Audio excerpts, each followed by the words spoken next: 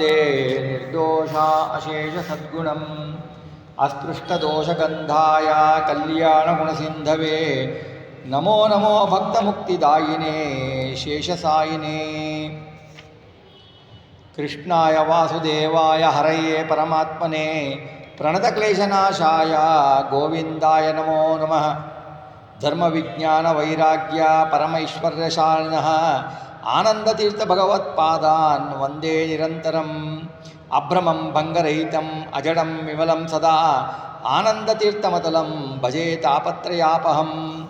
ಭವತಿ ಯದನುಭಾವಾತ್ ಏಡಮೂಕೋಪಿ ವಾಗ್ಮಿ ಜಡಮತಿರಭಿಜಂತುಃ ಜಾಯತೆ ಪ್ರಾಜ್ಞಮೌಲಿಃ. ಸಕಲವಚನಚೇತೋ ದೇವತಾ ಭಾರತೀ ಸಾ ಮಮ ವಚಸಿ ನಿಧತ್ತಾಂ ಸನ್ನಿಧಿಂ ಮಾನಸೇ ಚ. ತಪೋವಿದ್ಯಾವಿರಕ್ತ್ಯಾದಿ ಸದ್ಗುಣೌಘಾಕರಾನಹಂ ವಾದಿರಾಜಗುರುನ್ ವಂದೇ ಹಯಗ್ರೀವಪದಾಶ್ರಯಾಂ. ಪ್ರಣಮತ್ಕಾಮಧೇನುಂಚ ಭಜತ್ಸುಋತುರೂಪಮಂ ಶ್ರೀಭಾವಬೋಧಕುತ್ಪಾದ ಚಿಂತಾಮಣಿ ಉಪಾಸ್ಮಹೇ. ಪೂಜ್ಯಾಯ ರಾಘವೇಂದ್ರಾಯ ಸತ್ಯಧರ್ಮರತಾಯ ಚ ಭಜತಾಂ ಕಲ್ಪವೃಕ್ಷಾಯ ನಮತಾಂ ಕಾಮಧೇನವೇ. ಸತ್ಯಾಭಿಘ್ನಕರಾಜ್ಯೋತ್ತಾಂ ಪಂಚಾಷಡ್ವರ್ಷಪೂಜಕಾಂ ಸತ್ಯಪ್ರಮೋದತೀರ್ಥಾರ್ಯಾಂ ನೌಮಿ ನ್ಯಾಯಸುಧಾರತಾಂ ಶ್ರೀ ಸತ್ಯಾತ್ಮಗುರುವೇ ನಮಃ. ವಿದ್ಯಾವಿನಯಸಂಪನ್ನಂ ಪ್ರತಿವಾದಿಮತಧ್ವಂಸಿನಂ ವಿಶ್ವಪ್ರಿಯಗುರುನ್ ವಂದೇ ಮಧ್ವೇಷಪ್ರಿಯಕಾರಕಂ. ಶ್ರೀಗುರುಭ್ಯೋ ನಮಃ. ಹರಿ ಓಂ. ಜನ್ಮಾದ್ಯಸ್ಯ ಯಥೋ ಅನ್ವಯಾತ್ ಇತರತ ಅರ್ಥೇಶ್ಚಭಿಘ್ನಸ್ವರಾಟ್ ತೇನೇ ಬ್ರಹ್ಮಹುದಾಯ ಆದಿಕವಯೇ ಮುಹ್ಯಂತಿ ಯಂ ಸೂರ್ಯಃ ತೇಜೋ ವಾರಿಮೃದಾಂ ಯಥಾ ವಿನಿಮಯೋ ಯತ್ರ ತ್ರಿಸರ್ಗೋ ಮೃಷಾ. ಧಾಮ್ನಾ ಸ್ವೇನ ಸದಾ ನಿರಸ್ತಕುಹಕಂ ಸತ್ಯಂ ಪರಂ ಧೀಮಹಿ. ಶ್ರೀ ಗುರುಭ್ಯೋ ನಮಃ. ಹರಿ ಓಂ.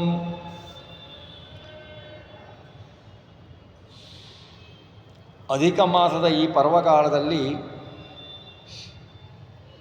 ವೇದವ್ಯಾಸ ವಿರಚಿತ ಶ್ರೀಮದ್ ಮಹಾಭಾಗವತ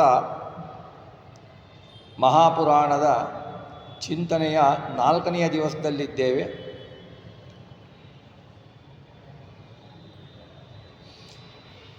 ನಿನ್ನೆಯ ತನಕ ಬಂದ ಚಿಂತನೆಯಲ್ಲಿ ಪರೀಕ್ಷಿತ ರಾಜ ಶುಕಮುನಿಗೆ ಕೇಳ್ತಾನೆ, ನೀವು ನನಗೆ ಮುಮುಕ್ಷುಗಳಿಗೆ ಶಾಸ್ತ್ರದಲ್ಲಿ ಯಾವುದು ಉಪಯೋಗವಾಗುವಂತಹ ಶಾಸ್ತ್ರವಿದೆಯೋ ಅದನ್ನು ನಮಗೆ ಹೇಳಿ ಅಂತ ಕೇಳಿದಾಗ, ನನಗೆ 7 ದಿವಸ ಆಯುಷ್ ಇದೆ, ಆ 7 ದಿವಸದಲ್ಲಿ ಸಾಧನೆಯಾಗಬೇಕು ಅಂತ ಹೇಳಿದಾಗ ಖಟ್ವಾಂಗ ರಾಜರ್ಷಿಯ ಆಯುಷ್ಯದ ಉದಾಹರಣೆಯನ್ನು ಕೊಟ್ಟು ಶುಕ ಮಹರ್ಷಿಗಳು ಹೇಳ್ತಾರೆ, ನಿನಗೆ 1 ವಾರ ಆಯುಷ್ಯ ಇದೆ, ಮೋಕ್ಷ ಸಾಧನೆಯನ್ನು ನೀನು ಮಾಡಿಕೊಳ್ಳಬಹುದು.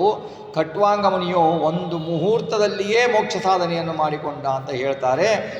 ಅದರ ಮುಂದೆ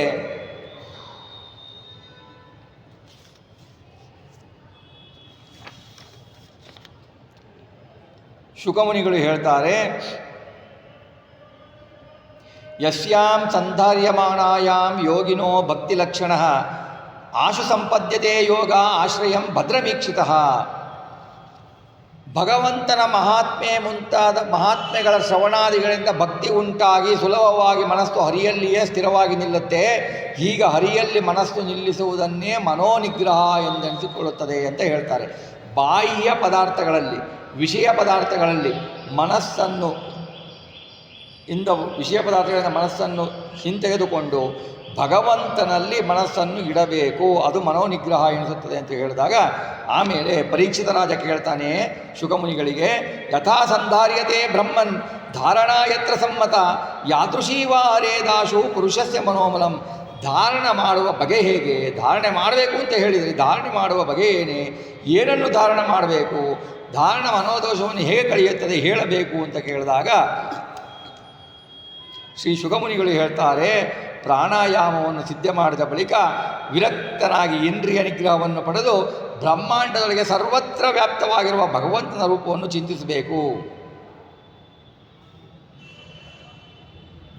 ಒಂದು ಬ್ರಹ್ಮಾಂಡದ ಒಳಗೆ ಭೂತ ಭವಿಷ್ಯ ವರ್ತಮಾನಗಳ ಸಮಸ್ತ ಪ್ರಪಂಚವೂ ಇದೆ, ಅದರ ಮಹತ್ವಗಳಿಂದ ಮಹತ್ವವಾಗಿದೆ, ಅದನ್ನು ನಾವು ಚಿಂತಿಸಬೇಕು ಅಂತ ಹೇಳ್ತಾರೆ.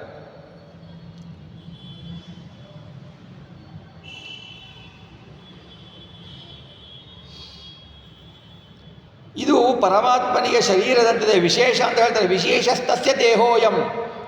ವಿಶೇಷ ಪರಮಾತ್ಮನಿಗೆ ಶರೀರದಂತೆ ಇದೆ, ಇಲ್ಲಿ ಪಂಚಭೂತಗಳಲ್ಲಿ ಒಂದಾದ ಪೃಥ್ವಿ ಸಾವೃತಿ ಎಂಬ ಸಪ್ತಾಭರಣಗಳನ್ನು ಹೇಳ್ತಾರೆ. ಮುಂದೆ ಪಾತಾಳ ಲೋಕ ಪರಮಾತ್ಮನ ಶರೀರ ಪಾದ ಅಂತ ಹೇಳ್ತಾರೆ. ಬ್ರಹ್ಮಾಂಡದ ಪರಮಾತ್ಮನ ಶರೀರವೆಂದರೆ ಅದಕ್ಕೆ ಸಪ್ತಾಭರಣ ಇರುತ್ತದೆ ಅಂತ. ಆಮೇಲೆ ಬ್ರಹ್ಮಾಂಡ ಶರೀರದ ಪಾದ ಪಾತಾಳ ಅಂತಲೂ ಹೇಳ್ತಾರೆ. ಅದು ಅವನಿಗೆ ವಿಷಯ ಪದಾರ್ಥ ಸಂಪರ್ಕದಿಂದ ಸುಖ ದುಃಖವನ್ನು ಎಂಟು ಮಾಡುತ್ತದೆ ಎಂದು ತಿಳಿದುಕೊಳ್ಳಬಾರದು. ಭಗವಂತನಿಗೆ ಸರ್ವತಃ ವಿಷಯ ದುಃಖಗಳಿಂದ ಸುಖ ದುಃಖಗಳನ್ನು ಉಂಟು ಮಾಡೋದಿಲ್ಲ. ಶಿಲಾ ಪ್ರತಿಮೆಯಂತೆ ಬ್ರಹ್ಮಾಂಡ ಭಗವಂತನ ಒಂದು ಪ್ರತಿಮೆ, ಅದರ ಪಾದ ಪಾತಾಳ ಲೋಕ ಎಂದು ಮುಂತಾಗಿ ಗ್ರಹಿಸಬೇಕು ಅಂತ ಬ್ರಹ್ಮವೈವರ್ತ್ಯ ಪುರಾಣದಲ್ಲಿ ಹೇಳಿದೆ ಅಂತ ಶ್ರೀಮದ್ ಆಚಾರ್ಯರು ನಮಗೆ ತಿಳಿಸಿಕೊಡ್ತಾರೆ. ಅಂಡಕೋಶೇ ಶರೀರೇ ಅಸ್ಮಿನ್ ಸಪ್ತವಾರಣ ಸಂಯುತೆ ವೈರಾಜ ಪುರುಷೋ ಯೋಸೌ ಭಗವಾನ್ ಧಾರಣಾಶ್ರಯ. ವೈರಾಜನೆಂಬ ಮಹಾವಿಷ್ಣುವಿನ ಮಹಾರೂಪವನ್ನು ಧಾರಣ ಮಾಡಿದಾಗ ಮನೋದೋಷಗಳು ಕಳೆಯುತ್ತವೆ ಅಂತ ಹೇಳ್ತೀವಿ. ಇಲ್ಲಿ ವೈರಾಜ ಪುರುಷ ಅಂದರೆ ಬ್ರಹ್ಮ ಅಲ್ಲ, ವಿಷ್ಣು ಅಂತ ತಿಳಿದುಕೊಳ್ಳಬೇಕು ನಾವು. ವಿಷ್ಣುವಿನ ಅವಯವದ ವರ್ಣನೆ ಬರುತ್ತದೆ ಮುಂದಿನ ಮೊದಲನೇ ಶ್ಲೋಕದಲ್ಲಿ. ಆದ್ದರಿಂದ ಚೆನ್ನಾಗಿ ವಿರಾಜಮಾನನಾದ್ದರಿಂದ ಬ್ರಹ್ಮಾಂಡ ವಿರಾಟ್ ಅನಿಸುತ್ತದೆ. ಅದರೊಳಗಿನ ಭಗವಂತ ರೂಪ ವಿರಾಟ್ ಅನಿಸಿದ ಬ್ರಹ್ಮಾಂಡದಲ್ಲಿನ ಭಗವಂತನ ರೂಪ ವೈರಾಜ ಎನಿಸುತ್ತದೆ. ಭಗವಂತ ಸರ್ವೋತ್ತಮನಾದ್ದರಿಂದಲೇ ಅವನು ವಿರಾಟು, ಆದ್ದರಿಂದಲೇ ಅವನು ವೈರಾಜ ಅಂತ ತಿಳ್ಕೊಳ್ಬೇಕು ಅಂತ. ಬ್ರಹ್ಮಾಂಡದ ಪರಮಾತ್ಮನ ಅವಯವಗಳನ್ನು ಅರ್ಥ ಮಾಡ್ತಾನೆ. ಬ್ರಹ್ಮಾಂಡದಲ್ಲಿನ 14 ಲೋಕಗಳೇ ಹರಿಯ ಪ್ರತಿಮಾರೂಪವಾದ ವಿರಾಟ್ ಶರೀರದ ಅವಯವಗಳು. ವಿರಾಟ ಭಗವಂತನ ವಿರಾಟ ರೂಪ, ಅಧ್ಯಾತ್ಮದ ರೂಪ. ಅದು ಪಾತಾಳ ಅಂದರೆ ಆ ಪಾದತಲ, ರಸಾತಲ ಕಾಳಿನ ಹಿಮ್ಮಡಿ ಮುಮ್ಮಡಿಗಳು, ಮಹಾತಲ ಕಾಳಿನ ಗಂಟು, ಮೀನಕಂಠ ತಲಾತಲ ಅಂತ ಹೇಳ್ತಾರೆ. ಮೊಣಕಾಲು, ಸುತಲ, ತೊಡೆಗಳು, ವಿತಲ, ಅತಲಗಳು, ಸೊಂಟ ಭೂಲೋಕ, ಅಂತರಿಕ್ಷ, ನಾಭಿ ಸರೋವರ ಅಂತ ಭಗವಂತನ ವಿರಾಟ್ ರೂಪವನ್ನು ಹೇಳ್ತಾರೆ. ಎದೆ ಭಗವಂತನ ಎದೆ ಸ್ವರ್ಗಲೋಕ, ಕುತ್ತಿಗೆ ಮಹರ್ಲೋಕ, ಮುಖ ಜನಲೋಕ, ಹಣೆ ತಪೋಲೋಕ, ತಲೆ ಸತ್ಯಲೋಕ ಎಂಬುದಾಗಿ ಹೇಳ್ತಾರೆ. ಇಂದ್ರಾದಿ ಲೋಕಪಾಲಕರು ಬಾಹುಗಳು, ಶ್ರೋತ್ರಾಭಿಮಾನಿಗಳು ಕಿವಿಗಳು, ಶಬ್ದವೇ ಶ್ರೋತೇಂದ್ರಿಯ, ನಾಸೆತ್ತಿದ್ದರು ಮೂಗಿನ ಹೊರಳೆಗಳು, ಗಂಧ ಗ್ರಾಣೇಂದ್ರಿಯಗಳು, ಅಗ್ನಿ ಬಾಯಿ ಅಂತ ಹೇಳ್ತಾರೆ. ದೇವರಕ್ಷಿಣಿ ಚಕ್ಷುರಭೂತ್ ಪತಂಗ ಪಕ್ಷ್ಮಾಣಿ ವಿಷ್ಣೋರಹನಿ ಉಭೇ ಚ ತದ್ರೂ ವಿಜೃಂಭ ಪರಮೇಟಿ ದೃಷ್ಣ್ಯ ಮಾಪೋಸ್ಥಿತಾಲು ರಸಯೇವ ಜಿಹ್ವಾ. ಅಂತರಿಕ್ಷವೇ ಕಣ್ಣುಗಳು, ಸೂರ್ಯ ಚಕ್ಷುರಿಂದ್ರಿಯ, ಹಗಲು ರಾತ್ರಿಗಳು ಕಣ್ಣು ರೆಪ್ಪೆಗಳು, ಬ್ರಹ್ಮಲೋಕ ಭ್ರೂವಿಲಾಸ, ನೀರು ಭ್ರೂವಿಲಾಸ ಅಂದರೆ ಹುಬ್ಬಿನ ವಿಲಾಸ, ನೀರು ತಾಲು, ರಸ ನಾಲಿಗೆ ಎನ್ನುವುದಾಗಿ ಹೇಳ್ತಾರೆ. ಭಗವಂತನ ಮೇಲ್ದುಡಿ ನಾಚಿಕೆ, ಲೋಭ ಕೆಳದುಟಿ, ಧರ್ಮವೇ ಸ್ತನ, ಅಧರ್ಮ ಬೆನ್ನು, ದಕ್ಷ ಪ್ರಜಾಪತಿ ಜನನೇಂದ್ರಿಯ, ಮಿತ್ರನೇ ವೃಷಣಗಳು, ಸಮುದ್ರಗಳೇ ಹೊಟ್ಟೆ, ಬೆಟ್ಟಗಳು ಮೂಳೆಗಳು ಅಂತ ಹೇಳ್ತಾರೆ. ಅಂದರೆ ಯಾವುದು ಪಂಚಭೂತಗಳು ಭಗವಂತನ ಶರೀರ ಅಲ್ಲ, ಭಗವಂತನದು ಚಿನ್ಮಯ ಶರೀರ ಅಂತ ನಾವು ತಿಳ್ಕೊಳ್ಬೇಕು. ನಾಡಿಗಳೇ ನದಿಗಳು, ಗಿಡಗಳೇ ರೋಮಗಳು, ಅನ್ನ ವೀರ್ಯ, ಗಾಳಿ ಶ್ವಾಸ, ಆಯುಷ್ ಗಮನಕ್ರಿಯೆ ಎನ್ನುವುದಾಗಿ ಹೇಳ್ತಾರೆ. ಮೋಡಗಳೇ ಭಗವಂತನ ತಲೆ ಕೂದಲುಗಳು, 2 ಸಂತೆಗಳು ಉಡುವ ಬಟ್ಟೆಗಳು ಅಂತ ಹೇಳ್ತಾರೆ. ಆಮೇಲೆ ಪುರುಷ ಸೂಕ್ತದಲ್ಲಿ ಹೇಳಿದಂತೆ ಬ್ರಹ್ಮಾಂಡ ನಕ್ಷತ್ರ ಭುಜೋ ಮಹಾತ್ಮ ವಿಡೂರು ರಂಗ್ರಿ ಶ್ರಿತಕೃಷ್ಣವರ್ಣ ಸ್ವಾಹ ಸ್ವದೀವರ್ಯ ಗುಣೋಪಪನ್ನೋ ಹವ್ಯಾತ್ಮಕ ಕರ್ಮ ವಿತಾನ ಯೋಗ. ಬ್ರಾಹ್ಮಣ ಮುಖ, ಕ್ಷತ್ರಿಯ ಬಾಹು, ವೈಶ್ಯ ತೊಡೆ, ಶೂದ್ರ ಪಾದ. ದೇವತೆಗಳಿಗೆ ಪಿತೃಗಳಿಗೆ ನೀಡುವ ಅನ್ನಗಳು ವೀರ್ಯದ ವೈಚಿತ್ರ್ಯಗಳಾಗುತ್ತವೆ. ಹವಿಸ್ಸು ಮಧ್ಯದೇಹ, ಯಜ್ಞಾದಿ ಕರ್ಮ ಉಪಾಯ ಅನ್ನುವುದಾಗಿ ಹೇಳ್ತಾರೆ. ಹರಿಯ ಪ್ರತಿಮಾರೂಪವಾದ ಬ್ರಹ್ಮಾಂಡದ ಅವಯವಗಳು ಇವು ಎಂಬುದನ್ನು ಶುಗ ಮಹರ್ಷಿಗಳು ಪರೀಕ್ಷಿತ ಮಹಾರಾಜನಿಗೆ ಹೇಳ್ತಾರೆ.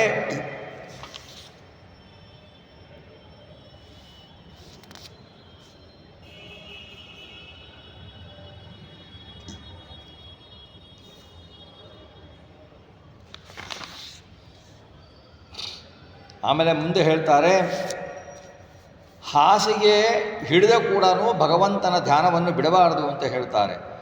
ಏವಂ ಸ್ವಚಿತ್ತೇ ಸ್ವತಯೇವ ಸಿದ್ಧ ಆತ್ಮ ಪ್ರಿಯೋರ್ಥೋ ಭಗವಾನನಂತಹ ತಂ ನಿರ್ವೃತೋ ನಿಯತಾರ್ಥೋ ಭಜೇತ ಸಂಸಾರ ಹೇತು ಪರಮಶ್ಚ ಯತ್ರ. ವಿರಾಟ್ ರೂಪವಾದ ಭಗವಂತನ ಧಾರಣಾದಿಂದ ಮನೋಜಯ ಸಿದ್ಧಿಸಿದಾಗ ಉತ್ತಮ ವರ್ಗದ ಮುಮುಕ್ಷುಗಳು, ದೇವತೆಗಳು ಸರ್ವವ್ಯಾಪ್ತವಾದ ಭಗವಂತನನ್ನು ಧ್ಯಾನಿಸಬೇಕು. ಧ್ಯಾನ ಕಾಲದಲ್ಲಿ ಆನಂದದಿಂದ ರೋಮಾಂಚಿತರಾಗಿ ಆ ಪರಮಾತ್ಮನನ್ನು ನಾವು ನಿಶ್ಚಿತವಾಗಿ ಹೊಂದುವಂಥ ದೃಢ ವಿಶ್ವಾಸ ಇರಬೇಕು, ನಂಬಿಕೆ ಇರಬೇಕು.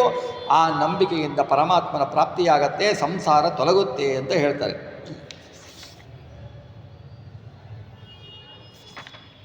ಆಮೇಲೆ ಹೇಳ್ತಾರೆ ಭಗವಂತ ಸರ್ವವಿಧ, ಎಲ್ಲರಲ್ಲಿಯೂ ಇದ್ದಾನೆ, ಎಲ್ಲರಲ್ಲಿಯೂ ಇದ್ದರೂ ಎಲ್ಲರೂ ಅವನಲ್ಲ. ಅಜ್ಞಾನದ ನಿದ್ದೆಯಲ್ಲಿ ಮಲಗಿರುವ ಜೀವರನ್ನು ಸರ್ವಜ್ಞ ಪರಮಾತ್ಮನೊಬ್ಬನೇ ನೋಡುತ್ತಾನೆ ಅಂತ ಹೇಳ್ತಾರೆ ಆ ಶ್ರೀಮದಾಚಾರ್ಯರು. ಹಾಗೆ ಅನುಭೂ ಸರ್ವಸತ್ಯ ಮುಂತಾದ ಹರಿಯನ್ನೇ ಹೇಳುತ್ತವೆ ಅಂತ ಬೃಹತ್ ಸಂಹಿತೆ ಕೂಡ ಹೇಳುತ್ತೆ. ಪರಮಾತ್ಮ ನಿರ್ದೋಷವಾಗಿದ್ದಾನೆ, ಎಲ್ಲರ ಹೃದಯದಲ್ಲಿ ಇದ್ದು ಎಲ್ಲರೂ ಅಜ್ಞಾನದ ನಿದ್ದೆಯಲ್ಲಿ ಮಲಗಿದ್ದರೆ ತಾನು ಸರ್ವತ್ರ ಸರ್ವಜ್ಞನಾಗಿದ್ದಾನೆ, ಎಲ್ಲವನ್ನೂ ನೋಡುತ್ತಿದ್ದಾನೆ, ಆನಂದಮಯನಾಗಿದ್ದಾನೆ. ಹಾಗೆ ಎಲ್ಲ ಮುಮುಕ್ಷುಗಳು ಸಚ್ಚಿತ್ತಾನಂದ ಆತ್ಮ ಎಂಬ 4 ಗುಣಗಳನ್ನು ಉಪಾಸನೆ ಮಾಡಬೇಕು. ಆದಿವ್ಯಾಧಿಗಳು ಬಂದರೂ ಈ 4 ಗುಣಗಳ ಉಪಾಸನೆಯನ್ನು ಬಿಡಬಾರದು. ಬಿಟ್ಟು ವಿಷಯ ಭೋಗ ನಿರತನಾದರೆ ನರಕಾದಿ ಅನರ್ಥ ಉಂಟಾಗುತ್ತೆ. ಭಗವಂತನ ಈ 4 ಗುಣಗಳನ್ನು ಸದಾ ಚಿಂತನೆಯನ್ನು ಮಾಡ್ತಾ ಇರಬೇಕು ಅಂತ ಶುಕಾಚಾರ್ಯರು ಪರೀಕ್ಷಿತ ರಾಜನಿಗೆ ಹೇಳ್ತಾರೆ.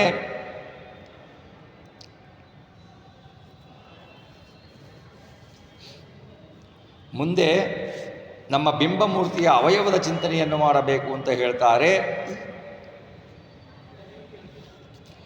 ಯಾವನ್ನ ಜಾಯೇತ ಪರಾವರೇಸ್ಮಿನ್ ವಿಶ್ವೇಶ್ವರೇ ದೃಷ್ಟಂ ಭಕ್ತಿಯೋಗ ತಾವತ್ ಸುದೇಯ ಪುರುಷಸ್ಯ ರೂಪಂ ಕ್ರಿಯಾವಸಾನೆ ಪ್ರಯತಸ್ಮರೇತಃ. ಧಾರಣಾದಿಂದ ಧ್ಯಾನ ಸಾಮರ್ಥ್ಯವನ್ನು ಪಡೆದರೂ ಕೂಡ ಧ್ಯಾನಾದಿ ನಿತ್ಯ ಕರ್ಮಾರ್ಥರಾಗಬೇಕು. ವಿರಾಟ್ ರೂಪದ ಅವಯವ ಧಾರಣ ಮಾಡಬೇಕು. ಆದ್ದರಿಂದ ಭಕ್ತಿಯೋಗ ಲಭಿಸುತ್ತೆ, ಧ್ಯಾನ ಸುಲಭವಾಗುತ್ತೆ, ಅಪರೋಕ್ಷ ಲಭಿಸುತ್ತೆ ಎನ್ನುವುದಾಗಿ ಶುಕಮುನಿಗಳು ಪರೀಕ್ಷಿತ ಮಹಾರಾಜನಿಗೆ ಹೇಳ್ತಾರೆ. ಆಮೇಲೆ ಮುಂದೆ ಅಂತ್ಯಕಾಲದಲ್ಲಿ ಲಯಚಿಂತನೆ ಹೇಗೆ ಮಾಡಬೇಕು ಅನ್ನುವ ಅದ್ಭುತ ಚಿಂತನೆಯನ್ನು ಶುಕಮುನಿಗಳು ಹೇಳ್ತಾರೆ. ಸ್ಥಿರಂ ಸುಖಂ ಚಾಸನಮಾಸ್ಥಿತೋ ಯತಿರ್ಯದಾ ಜಿಹಾಸುರಿಮಮಂಗಲೋಕಂ ಕಾಲೇ ಚ ದೇಶೇ ಚ ಮನೋ ನ ಸಜ್ಜೇತ್ ಪ್ರಾಣಾನ್ನಿಯಚ್ಚೇನ್ ಮನಸಾ ಜಿತಾಸು.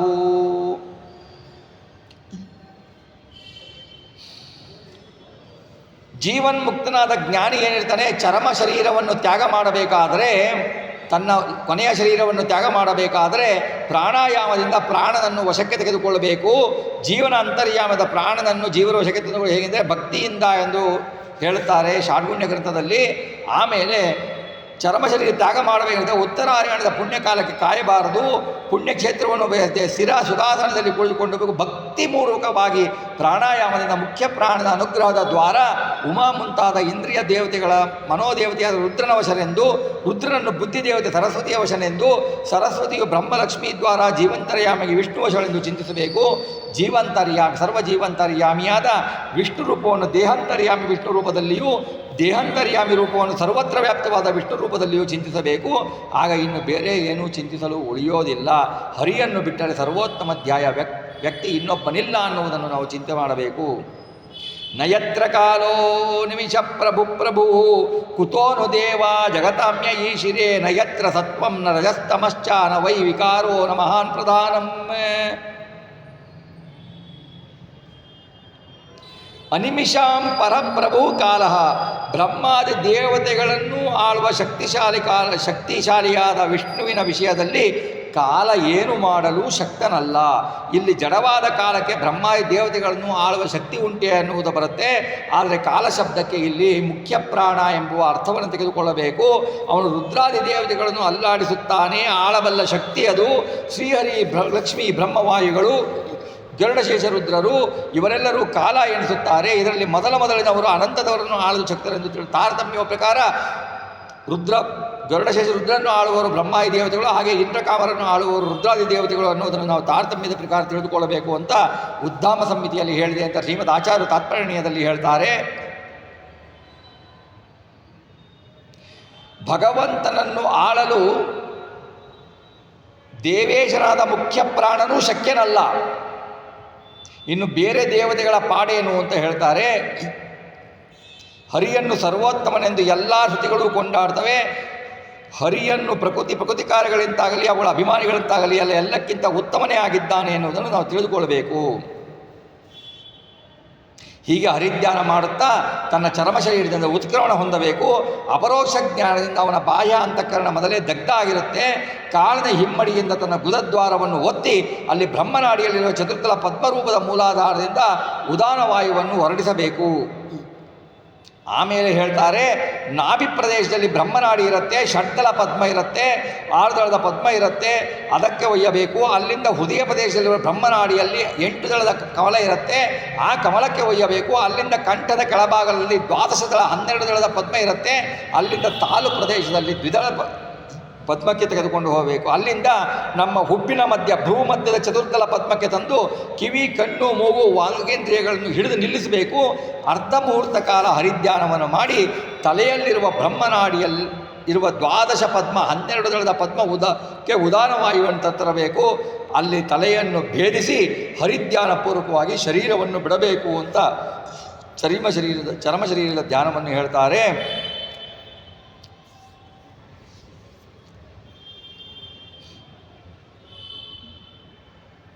ಸತ್ಯಲೋಕಕ್ಕೆ ಒಂದು ತಿಳ್ಕೊಳ್ಬೇಕಿಲ್ಲಿ ನಾವು. ಸತ್ಯಲೋಕಕ್ಕೆ ಮಹಾರ್ಜನ ತಪೋಲೋಕಗಳಿಗೆ ಅಥವಾ ವೈಕುಂಠಕ್ಕೆ ಹೋಗುವ ಈ ಜೀವನ್ಮುಕ್ತರು ಜಡವಾದ ಮನಸ್ಸು ಇಂದ್ರಿಯಗಳೊಂದಿಗೆ ಹೋಗ್ತಾರೆ. ಮುಕ್ತರಿಗೆ ಮಾತ್ರ ಜಡವಾದ ಮನಸ್ಸು ಇಂದ್ರಿಯಗಳಿರುವುದಿಲ್ಲ. ಆಮೇಲೆ ಹೇಗೆ ಮುಕ್ತರು ಹೋಗ್ತಾರೆ ಅನ್ನೋದನ್ನು ಹೇಳ್ತಾರೆ. ಊರ್ಧ್ವಲೋಕ ಪ್ರಾಪ್ತಿ ಯೋಗೇಶ್ವರಾಣಾಂ ಗತಿಮಾಮನಂತಿ ಬಹಿಸ್ತ್ರಿಲೋಕ್ಯ ಪವನಾಂತರಾತ್ಮ ನ ಕರ್ಮಭಿಸ್ತಾಂ ಗತಿಮಾಪ್ನುವಂತಿ ವಿದ್ಯಾ ತಪೋ ಯೋಗ ಸಮಾಧಿ ಭಾಜಾಂ. ಮೂಲೋಕಗಳ ಆಚರಿಸುವ ಮಹಾಜನ ತಪ ಸತ್ಯ ವೈಕುಂಠ ಲೋಕಗಳನ್ನು ತತ್ವಜ್ಞಾನಿಗಳಾದ ಯೋಗಿಯು ಮಾತ್ರ ಪಡೆಯುತ್ತಾರೆ. ಯಾಗಾದಿ ಕರ್ಮಗಳಿಂದ ಅದನ್ನು ಪಡೆಯಲಾಗುವುದಿಲ್ಲ. ಬ್ರಹ್ಮನಾಡಿಯಿಂದ ಯಾವ ಜೀವನ್ಮುಕ್ತ ಉಕ್ರಮಣ ಹೊಂತಾನೋ ಅವನು ಅರ್ಚಿರಾದಿ ಮಾರ್ಗದಿಂದ ವೈಶ್ವಾನರ ಲೋಕವನ್ನು ಸೇರ್ತಾನೆ. ಅಲ್ಲಿ ಶಿಂಶುಮಾರ ಚಕ್ರದಲ್ಲಿರುವ ಧ್ರುವಲೋಕಕ್ಕೆ ಹೋಗ್ತಾನೆ. ನೋಡಿ, ಧ್ರುವರಾಜನ ಪುಣ್ಯ ಏನು ನೋಡಿ. ಅಂಥವನ ತಪಸ್ಸು ಫಲವಾಗಿ ಅಲ್ಲಿ ಎಲ್ಲರೂ ಅಲ್ಲಿ ಹೋಗಲೇಬೇಕು. ಧ್ರುವಲೋಕಕ್ಕೆ ಶಿಂಶುಮಾರ ರೂಪನಾದಿ ಪರಮಾತ್ಮ ಇರ್ತಾನೆ. ಅಲ್ಲಿ ಧ್ರುವಲೋಕಕ್ಕೆ ಹೋಗ್ತಾರೆ. ಎಲ್ಲರ ಉದರದಲ್ಲಿರುವ ವೈಶ್ವಾನರಾಗ್ನಿಯೇ ವೈಶ್ವಾನರ ಲೋಕಕ್ಕೂ ಅಧಿಪತಿ ಆಗ್ತಾನೆ. ಊರ್ಧ್ವ ಲೋಕಗಳಿಗೆ ಹೋಗುವವರೆಲ್ಲರೂ ವೈಶ್ವಾನರ ಲೋಕಕ್ಕೆ ಹೋಗಲೇಬೇಕು. ದೇವಯಾನಂ ಪಿಂಗಳಾಭಿರಹಾನ್ಯೇತಿ ಶತಾಯುಷ ರಾತ್ರಿ ಈಡಾವಿ ಪಿತೃನಾಂ ವಿಷವತ್ತಾಂ ಸುಷಮ್ನಯ. ನಮ್ಮ ಹೃದಯದಲ್ಲಿ ಬಲಭಾಗದಲ್ಲಿ ಇರ್ತದಲ್ಲ, ಅದರಿಗೆ ಪಿಂಗಳ ನಾಡಿಗಳು ಅಂತ ಹೆಸರು. ಎಡಭಾಗದಲ್ಲಿ ಇರುವ ನಾಡಿಗೆ ಇಡ ಅಂತ ಹೆಸರು. ಮಧ್ಯದ ನಾಡಿ ಸುಷುಮ್ನ ನಾಡಿ ಇರುತ್ತೆ. ದೇವಯಾನ ದೇವರಿಗೆ ಔಷ್ಯ ಅಂತ ಹೆಸರು. ಪಿತೃಯಾನ ಮಾರ್ಗ ದೇವತೆಗಳಿಗೆ ರಾತ್ರಿ ಅಂತಾರೆ. ಶತಾಯು ಎಂದರೆ ಮರಣ ವಿಶೇಷವಾಗಿ ಸುಖ ನೀಡುವುದರಿಂದ ವಿಷವತ್ತ ಅಂತ ಹೇಳ್ತಾರೆ. ಬಲಭಾಗದ ಪಿಂಗಳ ನಾಡಿಯಿಂದ ಉತ್ಕ್ರಮಣ ಮಾಡಿದ ದೇವಯಾನ ಮಾರ್ಗಗಳಿಗೆ ಮಹಾಜನ ತಪೋಲೋಕಗಳು ಸಿಗ್ತವೆ. ನಡುವಿನ ಬ್ರಹ್ಮನಾಡಿಯಿಂದ ಉತ್ಕ್ರಮಣ ಮಾಡಿದ ದೇವಯಾನ ಮಾರ್ಗಗಳಿಗೆ ಅವರು ಪ್ರತೀಕಾಲಂಬನರಾಗಿದ್ದರೆ ಸತ್ಯಲೋಕವೂ ಹೋಗ್ತಾರೆ. ಅಪ್ರತೀಕಾಲಂಬನರಾಗಿದ್ದರೆ ವೈಕುಂಠ ಲೋಕವೂ ಸಿಗುತ್ತದೆ. ಎಡಭಾಗದ ಇಡಾನಾಡಿಯಲ್ಲಿ ಉತ್ಕ್ರಮಣ ಮಾಡಿದ ಪಿತೃಯಾನ ಮಾರ್ಗಗಳಿಗೆ ಯಾಗಾದಿ ಕರ್ಮ ಲಭ್ಯವಾದ ಸ್ವರ್ಗಾಧಿಕಾರಗಳು ದೊರಕುತ್ತವೆ ಅಂತ ಹೇಳ್ತಾರೆ.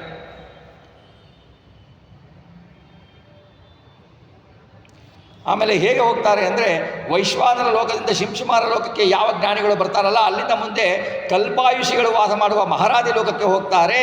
ಆಮೇಲೆ ಪಿಂಗಲ್ ನಾಡಿಯಲ್ಲಿ ಉತ್ಕ್ರಮಣ ಹೊಂದಿದವರು ಮಹರ್ಲೋಕವನ್ನು, ಉತ್ತಮರು ಮಹರ್ಲೋಕವನ್ನು, ಅದರಲ್ಲಿಯೇ ಮಧ್ಯಮರು ಜನಲೋಕವನ್ನು, ಉತ್ತಮರು ತಪಲೋಕವನ್ನು ಹೊಂದುತ್ತಾರೆ. ಕೆಳಗಿನವರು ಮಹರ್ಲೋಕವನ್ನು ಹೊಂದುತ್ತಾರೆ. ಇವರಿಗಿಂತ ಉತ್ತಮರು ಬ್ರಹ್ಮನಾಡಿಯಿಂದ ಉತ್ಕ್ರಮಣ ಹೊಂದುತ್ತಾರೆ. ಅದರಲ್ಲಿಯೂ ಪ್ರತೀಕಾಲಂಬನರು ಸತ್ಯಲೋಕವನ್ನು, ಅವರಿಗಿಂತ ಉತ್ತಮರಾದ ಅಪ್ರತೀಕಾಲಂಬನರು ವೈಕುಂಠದ ಮುಕ್ತ ಸ್ಥಾನದಲ್ಲಿ ಹೋಗಿ ವಾಸ ಮಾಡ್ತಾರೆ. ಇದನ್ನು ಮುಕ್ತಲೋಕಕ್ಕೆ, ಸತ್ಯಲೋಕಕ್ಕೆ, ವೈಕುಂಠ ಮುಕ್ತ ಸ್ಥಾನಕ್ಕೆ ಪ್ರಾಣದೇವರೇ ಅವರನ್ನು ಕರೆದುಕೊಂಡು ಹೋಗಿಬಿಡ್ತಾರೆ. ಈ ಮಹಾರಾತಿ ಲೋಕಗಳಲ್ಲಿ ಇರ್ತಾರಲ್ಲ ಜ್ಞಾನಿಗಳು, ಇವರೆಲ್ಲ ಬ್ರಹ್ಮ ಪ್ರಳಯ ಕಾಲದಲ್ಲಿ ಸತ್ಯಲೋಕವನ್ನು ಸೇರ್ತಾರೆ. ಸತ್ಯಲೋಕದಲ್ಲಿ ದುಃಖ ಇರೋದಿಲ್ಲ, ಜನನೆ ಮರಣ ಭಯಗಳಿರೋದಿಲ್ಲ. ಎಲ್ಲ ಜ್ಞಾನಿಗಳಿಗೂ ಪ್ರಳಯ ಕಾಲದಲ್ಲಿ ಮಹಾತತ್ವ ಎಂಬನಿ ಬ್ರಹ್ಮನೊಂದಿಗೆ ಮುಕ್ತಿ ಆಗತ್ತೆ ಹೊರತು ಬ್ರಹ್ಮನ ಜೊತೆಗೆ ಅವರಿಗೆ ಮುಕ್ತಿ ಆಗತ್ತೆ.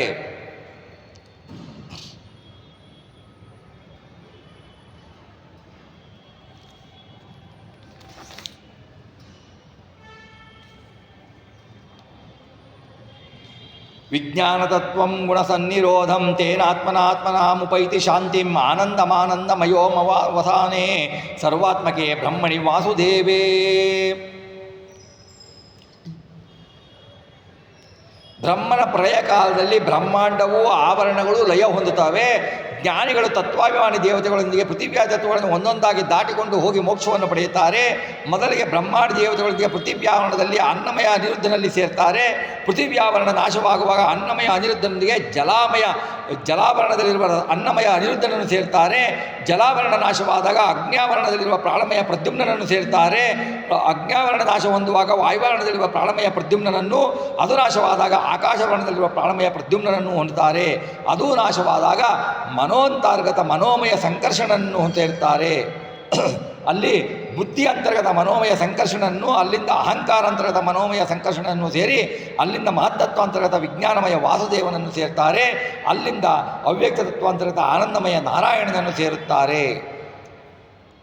ನಾರಾಯಣ ಮುಕ್ತಿದಾಯಕನಾದ ವಾಸುದೇವನನ್ನು ಸೇರುತ್ತಾನೆ. ಆಗ ಅವನನ್ನು ಸೇರಿದ ಜ್ಞಾನಿಗಳು ಮತ್ತೆ ಸಂಸಾರಕ್ಕೆ ಹಿಂದಿರುಗಿ ಬರೋದಿಲ್ಲ ಅನ್ನುವುದನ್ನು ಹೇಳ್ತಾರೆ.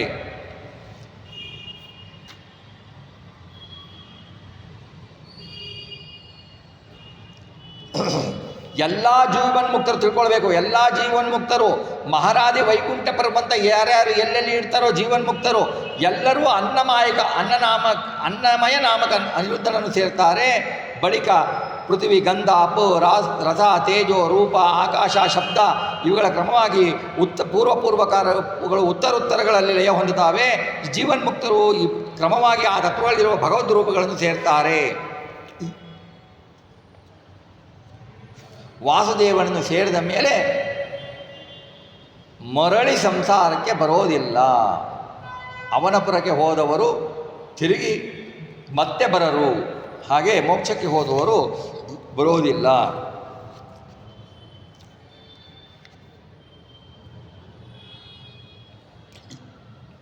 ಇವು ಯಾರು ಹೇಳಿದ್ದಾರೆ? ಎಲ್ಲ ವೇದಗಳಲ್ಲೂ ಯುಕ್ತವಾಗಿದೆ ಅಂತ ಹೇಳ್ತಾರೆ. ಈ ಕಲಿಯುಗದಲ್ಲಿ ಸುಲಭ ಮೋಕ್ಷ ಮಾರ್ಗ ಯಾವುದಪ್ಪ ಅಂದರೆ ಭಾಗವತ ಪುರಾಣ.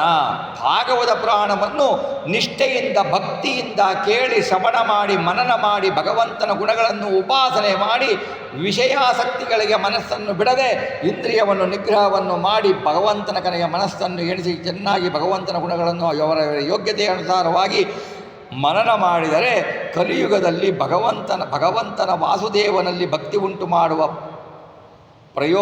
ಸುಲಭ ಮೋಕ್ಷ ಮಾರ್ಗ ಯಾವುದು ಅಂದರೆ ಭಾಗವತ ಶ್ರವಣ, ಭಾಗವತ ಪುರಾಣ ವಚನ ಶ್ರವಣಗಳು ಅಂತ ತಿಳ್ಕೊಳ್ಬೇಕು.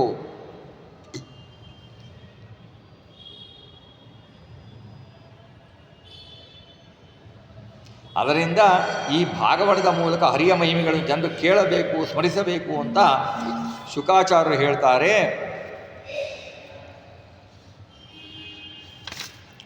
ಆಮೇಲೆ ಇದಲ್ಲದೆ ಕ್ಷುದ್ರ ಫಲವನ್ನು ನೀಡುವ ಅನೇಕ ದೇವತೆಗಳನ್ನು ಉಪಾಸನೆ ಮಾಡಬಾರದು ಅಂತ ಹೇಳ್ತಾರೆ. ಮೋಕ್ಷಾರ್ಥಿಯಾದ ಭಗವದ್ಭಕ್ತ ಏನು ಮಾಡ್ತಾನೆ? ಅಕಾಮ ಸರ್ವ ಕಾಮೋವ ಮೋಕ್ಷ ಕಾಮ ಉದಾರದೀಹಿ ತ್ರಿವೇಣ ಭಕ್ತಿ ಯೋಗೇನ ಯಜೇದ ಪುರುಷಂ ಪರಂ. ಮೋಕ್ಷಾರ್ಥಿಯಾದ ಮೋಕ್ಷಕ್ಕೆ ಆಸೆ ಪಡುವ ಏಕಾಂತ ಭಕ್ತನಾದ ಜ್ಞಾನಿ ನಿಷ್ಕಾಮ ಕರ್ಮವನ್ನು ಮಾಡುತ್ತಾ ಮೋಕ್ಷ ಸಾಧನೆಗಾಗಿ ವಿರೋಧಿಯಾಗದಂತೆ ಸಕಲಾಭಿಷ್ಟಗಳನ್ನು ಬಯಸಿದರೂ ನಾರಾಯಣನನ್ನೇ ತೀವ್ರ ಭಕ್ತಿಯಿಂದ ಆರಾಧಿಸ್ತಾನೆ. ಅವನು ಏಕಾಂತ ಧ್ಯಾನನಾದ ಏಕಾಂತ ಭಕ್ತನಾದ ಭಗವಂತನ ಏಕಾಂತ ಭಕ್ತ ಅಂದರೆ ಅಂತ್ಯದಲ್ಲಿ ಒಬ್ಬನೇ, ಕೊನೆಗೆ ಇರುವವನೇ ಭಗವಂತ. ಅವನನ್ನು ಬಿಟ್ಟು ಕೊನೆ ಯಾವುದೂ ಇಲ್ಲ. ಭಗವಂತನೇ ಮುಖ್ಯತಃ ಪ್ರತಿಪಾದ್ಯನಾದವನು ಅಂತ ತಿಳಿದುಕೊಂಡು ಬಿಟ್ಟು ಅವನಲ್ಲಿ ಮನಸ್ಸನ್ನು ನೆಟ್ಟಿಬಿಟ್ಟು ಅವನನ್ನು ಚಿಂತನೆ ಮಾಡುವ ಜ್ಞಾನಿ ಬೇರೆ ಯಾವುದನ್ನು ಅಪೇಕ್ಷಿಸೋದಿಲ್ಲ. ಬೇರೆ ಬೇರೆ ಫಲಗಳಿಗಾಗಿ ಬೇರೆ ಬೇರೆ ದೇವತೆಗಳನ್ನು ಅನೇಕರು ಆರಾಧಿಸುವುದುಂಟು. ದಾಂಪತ್ಯ ಸೌಖ್ಯಕ್ಕಾಗಿ ಶಿವನನ್ನು, ವಿಘ್ನ ನಿವಾರಕನಕ್ಕಾಗಿ ವಿಘ್ನೇಶ್ವರನನ್ನು ಆರಾಧಿಸುವುದುಂಟು. ಆದರೆ ಅವರ ಅಂತರ್ಯಾಮಿಯಾಗಿರುವ ಭಗವಂತನನ್ನು ಮರೆಯಬಾರದು ಅನ್ನುವುದನ್ನು ಹೇಳ್ತಾರೆ. ಆಮೇಲೆ ಪರೀಕ್ಷಿತ ಕೇಳ್ತಾನೆ,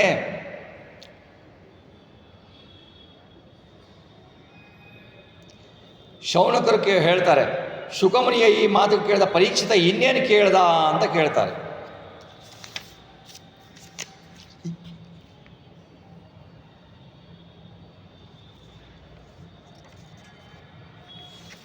ಜೀವನ್ಶವೋ ಭಗವತಾಂಘ್ರಿ ರೇಣುಂ ನ ಜಾತು ಮರ್ತ್ಯೋ ಅಭಿಲಷೇತ ಯಸ್ತು ಶ್ರೀವಿಷ್ಣುಪದ್ಯ ಮನುಜಸ್ತುಲಸ್ಯಾಹ ಶ್ವಸಂಶವೋ ಯಸ್ತು ನ ವೇದಗಂಧಂ.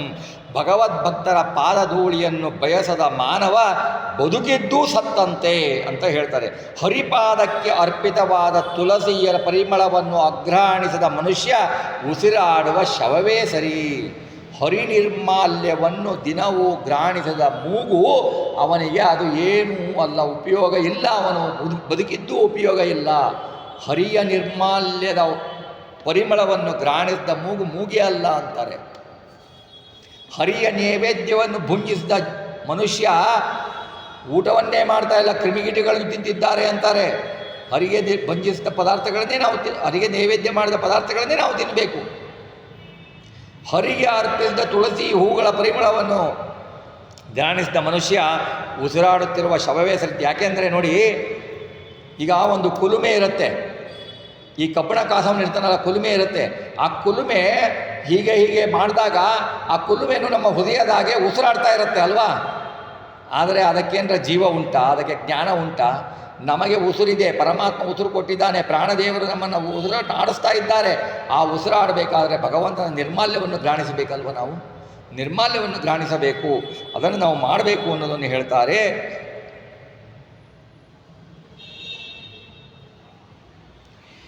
ನಾವು ಬೇಕಾದಷ್ಟು ಆಭರಣವನ್ನು ಹಾಕಿಕೊಂಡಿರಬಹುದು, ಪೇಟ ಕಿರೀಟಗಳಿಂದ ಅಲಂಕೃತವಾದ ತಲೆಯು, ನಾವು ಎಷ್ಟು ಕಿರೀಟಗಳನ್ನು ಹಾಕ್ಕೊಂಡಿದ್ದಾರೇನು, ಎಷ್ಟು ಪೇಟವನ್ನು ಕಟ್ಟಿಕೊಂಡಿದ್ದೇನು. ಭಗವಂತನಿಗೆ ಭಾಗದ ತಲೆ ಇದೆಯಲ್ಲ, ಆ ತಲೆಯು ಕುತ್ತಿಗೆಯ ಮೇಲೆ ಒಂದು ಹೊರೆ, ಕೈಗಳು ಹೊಳೆಯುವ ಚಿನ್ನದ ಬಳೆ ಕರಗಳನ್ನು ಹಾಕಿಕೊಂಡಿದ್ದರೂ ಹರಿಪೂಜೆ ಮಾಡದೇ ಇದ್ದರೆ ಅವು ಹೆಣದ ಕೈಗಳೆನ್ನಬೇಕು. ಹೆಣಕ್ಕೆ ಆಭರಣವನ್ನು ಹಾಕಿದರೆ ಏನು ಪ್ರಯೋಜನವಿಲ್ಲವೋ, ಭಗವಂತನ ಪಾದಕ್ಕೆ ತಲೆಯನ್ನು ಕೊಡದ ಅಜ್ಞಾನಿ ಏನು ಆಭರಣಗಳನ್ನು ಧರಿಸಿದರು, ಏನು ಕಿರೀಟಗಳನ್ನು ಧರಿಸಿದರು, ಏನು ಸಾಧನೆಯನ್ನು ಮಾಡಿದರು, ಅವನು ಹೆಣಕ್ಕೆ ಅಲಂಕಾರ ಮಾಡಿದಂತೆ ಅಂತ ಹೇಳ್ತಾರೆ.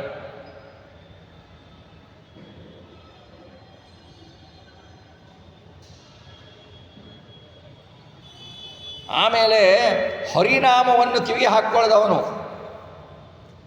ದಾಸರು ಹೇಳ್ತಾರೆ ಪದದಲ್ಲಿ, ಸಂತತ ಹರಿನಾಮ ಕೇಳದವನು ಜಡಮತಿ ಕಿವುಡನು ಅಂತ ಹೇಳ್ತಾರೆ. ಕಿವುಡ ಅವನು ಹೇಗಿರ್ತಾನೆ ಅಂದರೆ, ನಾಯಿ, ಹಂದಿ, ಒಂಟೆ, ಕತ್ತೆಗಳಿಗೆ ಸಮಾನವಾದ ಅವನ ಬದುಕು. ಭಗವಂತನ ನಾಮವನ್ನು ಕಿವಿಗೆ ಹಾಕಿಕೊಳ್ಳುವುದರ ಬದುಕು ಹೇಗೆ ಅಂದರೆ, ನಾಯಿ, ಹಂದಿ, ಒಂಟೆ, ಕತ್ತೆಗಳಿಗೆ ಸರಿ. ನೋಡಬಾರದನ್ನು ನೋಡುವುದು, ಕೇಳಬಾರದನ್ನು ಕೇಳುವುದು, ಯಾವಾಗಲೂ ಪರರನ್ನೇ ಸರ್ವಜ್ಞ ಅನ್ನುವುದು, ಪರರನ್ನೇ ಹೊಗಳುವುದು, ಪರರ ಸ್ತುತಿಯನ್ನೇ ಮಾಡುವುದು. ಭಗವಂತನ ಸ್ತುತಿಯನ್ನು ಮಾಡದೆ ಅನ್ಯ ಸ್ತುತಿಯನ್ನು ಮಾಡಿ ಭಗವಂತನ ಸ್ತುತಿಗಳಾಗುವುದನ್ನು, ವೇದಗಳನ್ನು ಕೇಳದೆ, ಹರಿಕಥಗಳನ್ನು ಕೇಳದೆ, ಭಗವಂತನ ನಾಮಾವಳಿಗಳನ್ನು ಕೇಳದೆ, ದಾಸರ ಪದಗಳನ್ನು ಕೇಳದೆ, ಭಕ್ತಿಯಿಂದ ಕೇಳದೆ ಇದ್ದವನು ಹಂದಿ, ನಾಯಿಗಳಿಗೆ ಸಮಾನ. ಅವಕ್ಕೆ ಏನು ಕಿವಿ ಕೇಳಿದರೆ ಏನಾಗತ್ತೆ ರೀ, ಏನು ಬರುತ್ತೆ? ಹಾಗೆ ಸಮಾನ ಅಂತ ಹೇಳ್ತಾರೆ.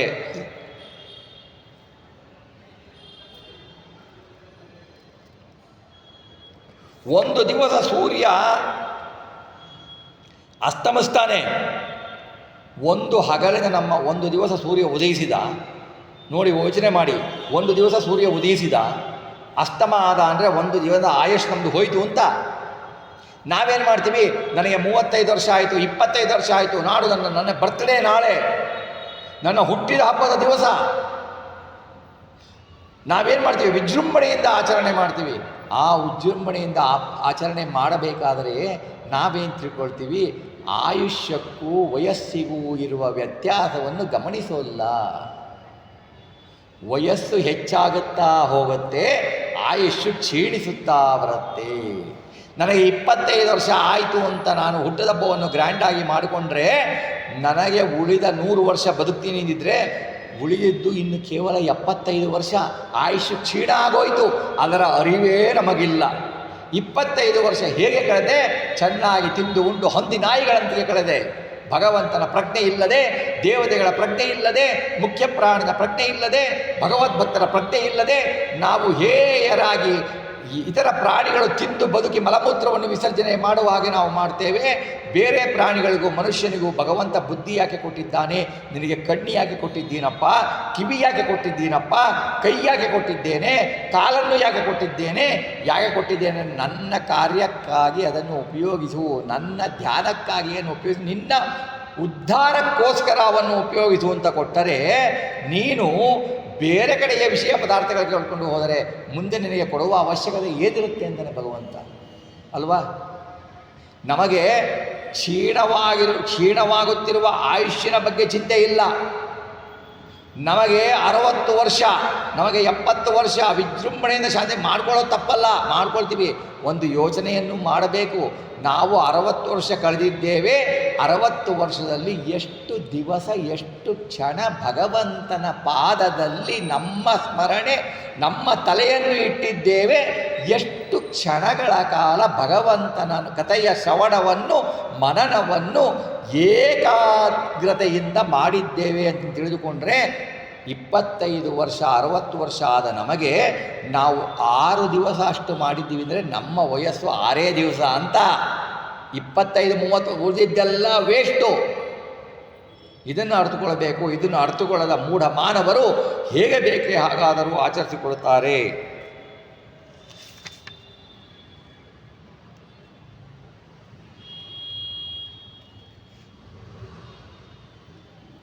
ಹೀಗೆ ಸೂತರ ಪುರಾಣಿಕರು ಹೇಳ್ತಾರೆ, ಶುಕಮುನಿಯ ಮಾತುಗಳನ್ನು ಕೇಳಿದಾಗ ಪರೀಕ್ಷಿತನ ಎದೆಯಲ್ಲಿ ಏನಾಗುತ್ತೆ ಅಂದರೆ ಹರಿಭಕ್ತಿ ಇನ್ನೂ ದೃಢಭಕ್ತಿ ಆಗತ್ತೆ, ವೈರಾಗ್ಯ ಹೆಚ್ಚತ್ತೆ, ಇನ್ನೂ ಹರಿಗತಿಯನ್ನು ಕೇಳಬೇಕು ಅನಿಸುತ್ತೆ ಅವನಿಗೆ. ರಾಜ ಹೇಳ್ತಾನೆ,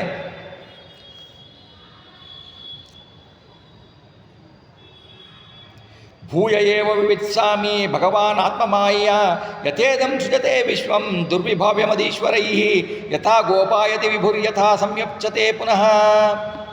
ಇನ್ನೂ ಹೇಳಿ ಭಗವಂತನ ಮಹಿಮೆಯನ್ನು, ಶ್ರೀಹರಿ ಪ್ರಪಂಚದ ಸೃಷ್ಟಿಸ್ಥಿತಿಗಳನ್ನು ಸ್ವೇಚ್ಛಾನುಸಾರವಾಗಿ ಹೇಗೆ ನಡೆಸುತ್ತಾನೆ ಹೇಳಿ, ನಿಮ್ಮ ಮುಖದಿಂದ ನಾನು ಕೇಳಲಿಕ್ಕೆ ಇಷ್ಟಪಡ್ತೇನೆ. ಭಗವಂತನ ಲೀಲೆ ಜ್ಞಾನಿಗಳಿಗೂ ಪೂರ್ತಿಯಾಗಿ ತಿಳಿಯಲು ಶಕ್ತ. ಭಗವಂತನ ಲೀಲೆಯನ್ನು ಮಹಾನ್ ಸಾಕ್ಷಾತ್ ತಾಯಿ ಲಕ್ಷ್ಮೀ ದೇವಿಗೂ ತಿಳಿಯಲು ಶಕ್ತ, ಪೂರ್ತಿಯಾಗಿ ತಿಳಿಯಲು ಅಶಕ್ಯ. ಇನ್ನು ನಮ್ಮಂತರ ಹುಲುಮಾನವರ ಪಾಡೇನು ಅಂತ ಹೇಳ್ತಾರೆ.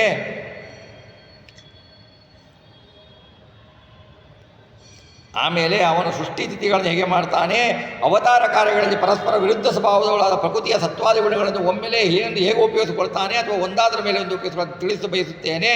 ನಿಷ್ಠಾತರಾಗಿರುವಿರಿ ನೀವು, ನೀವೇ ಹೇಳಬೇಕು ಅನ್ನುವುದಾಗಿ ರಾಜ ಕೇಳ್ತಾನೆ.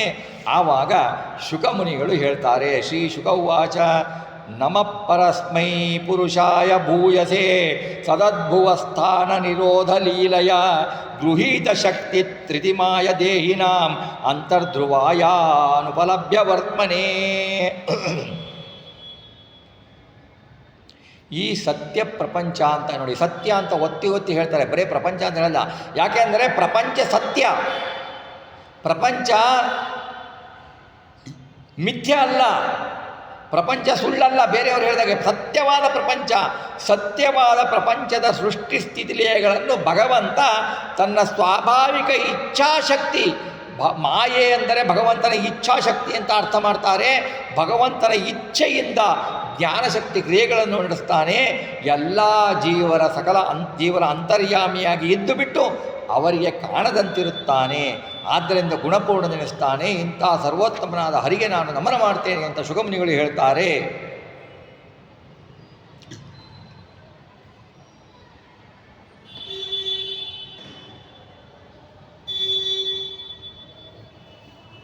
ಪ್ರಕೃತಿಯ ಗುಣತ್ರಯವು ಅವನಿಗೆ ಸೃಷ್ಟಿಸ್ಥಿತಿಗಳನ್ನು ಮಾಡುವುದಕ್ಕೆ ಉಪಯೋಗಿಸ್ತಾನೆ ಅಂದರೆ ನಿಮಿತ್ತ ಮಾತ್ರ. ಅದು ಅವನು ಇಚ್ಛಾ ಜ್ಞಾನ ಕ್ರಿಯಾ ಎಂಬ 3 ಶಕ್ತಿಗಳು ಭಗವಂತನಿಗೆ ಸ್ವರೂಪಭೂತವಾದದ್ದು.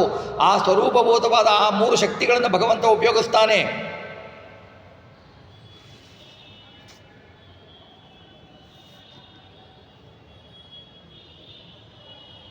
ಯತ್ಕೀರ್ತನಂ ಯಚ್ಶ್ರವಣಂ ಯದೀಕ್ಷಣಂ ಯದ್ವಂದನಂ ಯತ್ ಸ್ಮರಣಂ ಯದರ್ಹಣಂ ಲೋಕಸ್ಯ ಸದ್ಯೋ ವಿಧುನೋತಿ ಕಲ್ಮಷಂ ತಸ್ಮೈ ಸುಬುಧ್ರ ಶವಸೇ ನಮೋ ನಮಃ.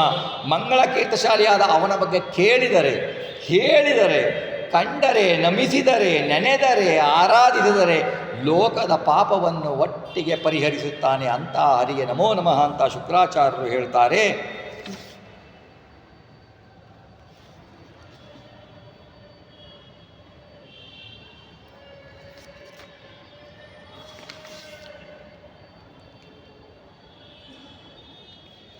ಮುಂದೆ ಹೇಳ್ತಾರೆ, ಭೂತೈರ್ಮಹದ್ಭಿರ್ಯ ಇಮ ಪುರೋ ವಿಭುರ್ನಿರ್ಮಾಯ ಶೇತೆ ಯದಮೂಷು ಪೂರುಷಃ ಭುಂಕ್ತೆ ಗುಣಾನ್ ಷೋಡಶ ಷೋಡಶಾತ್ಮಕಃ ಸೋಲಂಕೃಶಿಷ್ಟ ಭಗವಾನ್ ವಚಾಂಸಿ ಮೇ. ಪಂಚಭೂತದಿಂದ ಸ್ಥೂಲ ಶರೀರವನ್ನು ಸೃಜಿಸ್ತಾನೆ. ಅವರೊಳಗಿದ್ದು ಪಂಚಜ್ಞಾನೇಂದ್ರಿಯ, ಪಂಚಕರ್ಮೇಂದ್ರಿಯ, ಮನೋಬುದ್ಧಿ, ಅಹಂಕಾರ, ಚಿತ್ತ, ಚೇತನ ಎಂಬ ಪಂಚವಿಧ ಮನಸ್ಸು ಮತ್ತು ಸಾಕ್ಷಿ ಎಂಬ 16 ಇಂದ್ರಿಯಗಳಿಗೆ ನಿಯಾಮಕನಾಗಿ 16 ವಿಷಯ ಪದಾರ್ಥಗಳನ್ನು ಸೇವಿಸುವ ಆ ಭಗವಂತನನ್ನು ನನ್ನ ಮಾತುಗಳನ್ನು ಕಾವ್ಯಾಲಂಕಾರ ಚಮತ್ಕಾರಯುಕ್ತವನ್ನಾಗಿ ಮಾಡಲಿ ಅಂತ ಶುಕಮುನಿಗಳು ಹೇಳ್ತಾರೆ. ಏಕೆಂದರೆ ಭಗವಂತನ ಮಗನೆಯನ್ನು ಶುಕಮುನಿಗಳ ಒಳಗೆ ಮುಖ್ಯ ಪ್ರಾಣದ ದ್ವಾರ ಭಗವಂತನೇ ನಿಂತು ತನ್ನ ಮಹಿಮೆಯನ್ನು ತಾನೇ ನುಡಿಸ್ತಾನೆ ಹೊರತು ಶುಕಮುನಿಗಳಿಗೂ ಸಾಧ್ಯವಿಲ್ಲ ಅಂತ ಅವರು ಹೇಳ್ತಾರೆ. ನಮಸ್ತಸ್ಮೈ ಭಗವತೆ ವಾಸುದೇವಾಯ ವೇದಸೆ ಪಪುರ್ಜ್ಞಾನಮಯಂ ಸೌಮ್ಯ ಯನ್ಮುಖಾಂಬುರುಹಾಸನಂ. ತನ್ನ ಮುಖಕಮಲದಿಂದ ಜ್ಞಾನ ಮಧುವನ್ನು ಹರಿಸಿ ಉದ್ಧವ ಮುಂತಾದ ಜ್ಞಾನಿಗಳಿಗೆ ಉಣಿಸಿದ ಭಗವಾನ್ ಶ್ರೀಕೃಷ್ಣನಿಗೆ ನಮೋ ನಮಃ ಅಂತ ಹೇಳಿಬಿಟ್ಟು ಶುಕ್ರಾಚಾರ್ಯರು ಹೇಳ್ತಾರೆ.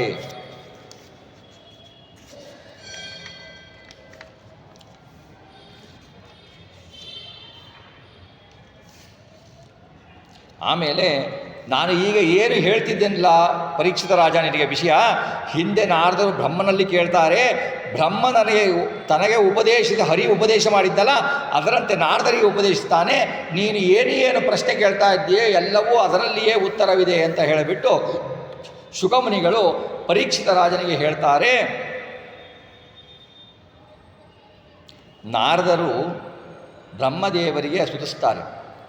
ನಾರದರಿಗೆ ಭಗವಂತನ ಬಗ್ಗೆ ಜ್ಞಾನ ಉಂಟು, ಆದರೆ ನಾವು ನಮ್ಮಗಳಿಗೆ ಜ್ಞಾನ ಬರಬೇಕು ಅಂತ ನಮ್ಮಗಳ ಉಪಕಾರಕ್ಕಾಗಿ ನಾರದರು ಬ್ರಹ್ಮದೇವರನ್ನು ಕೇಳ್ತಾರೆ. ದೇವದೇವ ನಮಸ್ತೇಸ್ತು ಭೂತಭಾವನ ಪೂರ್ವಜ ತತ್ವಿಜಾನೀ ಯಜ್ಞಾನಂ ಆತ್ಮತತ್ವ ನಿದರ್ಶನಂ. ಎಲ್ಲ ದೇವತೆಗಳಿಗಿಂತಲೂ ದೇವರಿಗಿಂತಲೂ ಮೊದಲು ಜನಿಸಿದ ದೇವರ ದೇವ ಸೃಷ್ಟಿಕರ್ತನಾದ ತಂದೆಯೇ ನಿನಗೆ ನಮನ. ಪರಮಾತ್ಮ ತತ್ವವನ್ನು ಹೇಳುವ ಭಾಗವತ ಪುರಾಣವನ್ನು ನನಗೆ ಉಪದೇಶಿಸು ಅಂತ ಹೇಳಿಬಿಟ್ಟು ನಾರದರು ಕೇಳ್ತಾರೆ. ನೋಡಿ, ಬ್ರಹ್ಮನಿಗೆ ಕೇಳ್ತಾರೆ. ಎಲ್ಲ ದೇವ ಸೃಷ್ಟಿಕರ್ತನಾದ ತಂದೆಯೇ ಅಂತ ಕೇಳ್ತಾರೆ.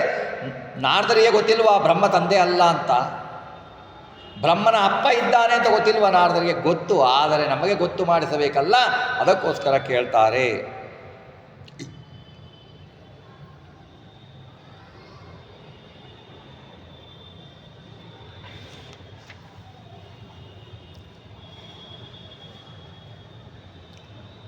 ಯದ್ರೂಪಂ ಯದಧಿಷ್ಠಾನಂ ಯತಸ್ಪಷ್ಟಮಿದಂ ವಿಭೋ ಯತ್ಸಂಸ್ಥಂ ಯತ್ಪರಂ ಯಚ್ಛ ತತ್ತತ್ವಂ ವದತ್ತತ್ವತ.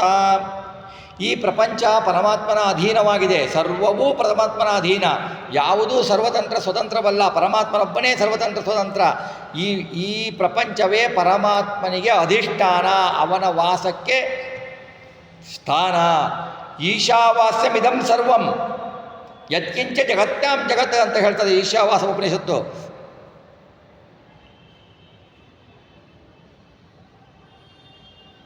ಈ ಪರಮಾತ್ಮನೂ ನಿನಗೆ ಉಪದೇಶ ಮಾಡಿದ್ದಾನೆ.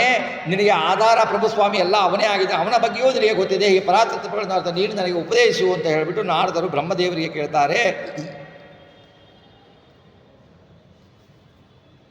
ಆಮೇಲೆ ಮುಂದೆ ಒಂದು ಸ್ತುತಿಯನ್ನು ಮಾಡ್ತಾರೆ. ಈ ಸ್ತುತಿ ನಮಗೆ ಸ್ವಲ್ಪ ಭ್ರಮೆಯನ್ನು ಉಂಟು ಮಾಡಬಲ್ಲ ಅಂತ ಸ್ತುತಿ. ಏನು ಹೇಳ್ತಾರೆ ಅಂದರೆ, ನಾಹಂವೇದ ಪರಂ ತ್ವಸ್ಮಾನ್ ನಾವರಂ ನ ಸಮಂ ವಿಭೋ ನಾಮರೂಪ ಗುಣೈರ್ಭಾವ್ಯಂ ಸದಸತ್ ಕಿಂಚಿದಜ್ಞತಃ.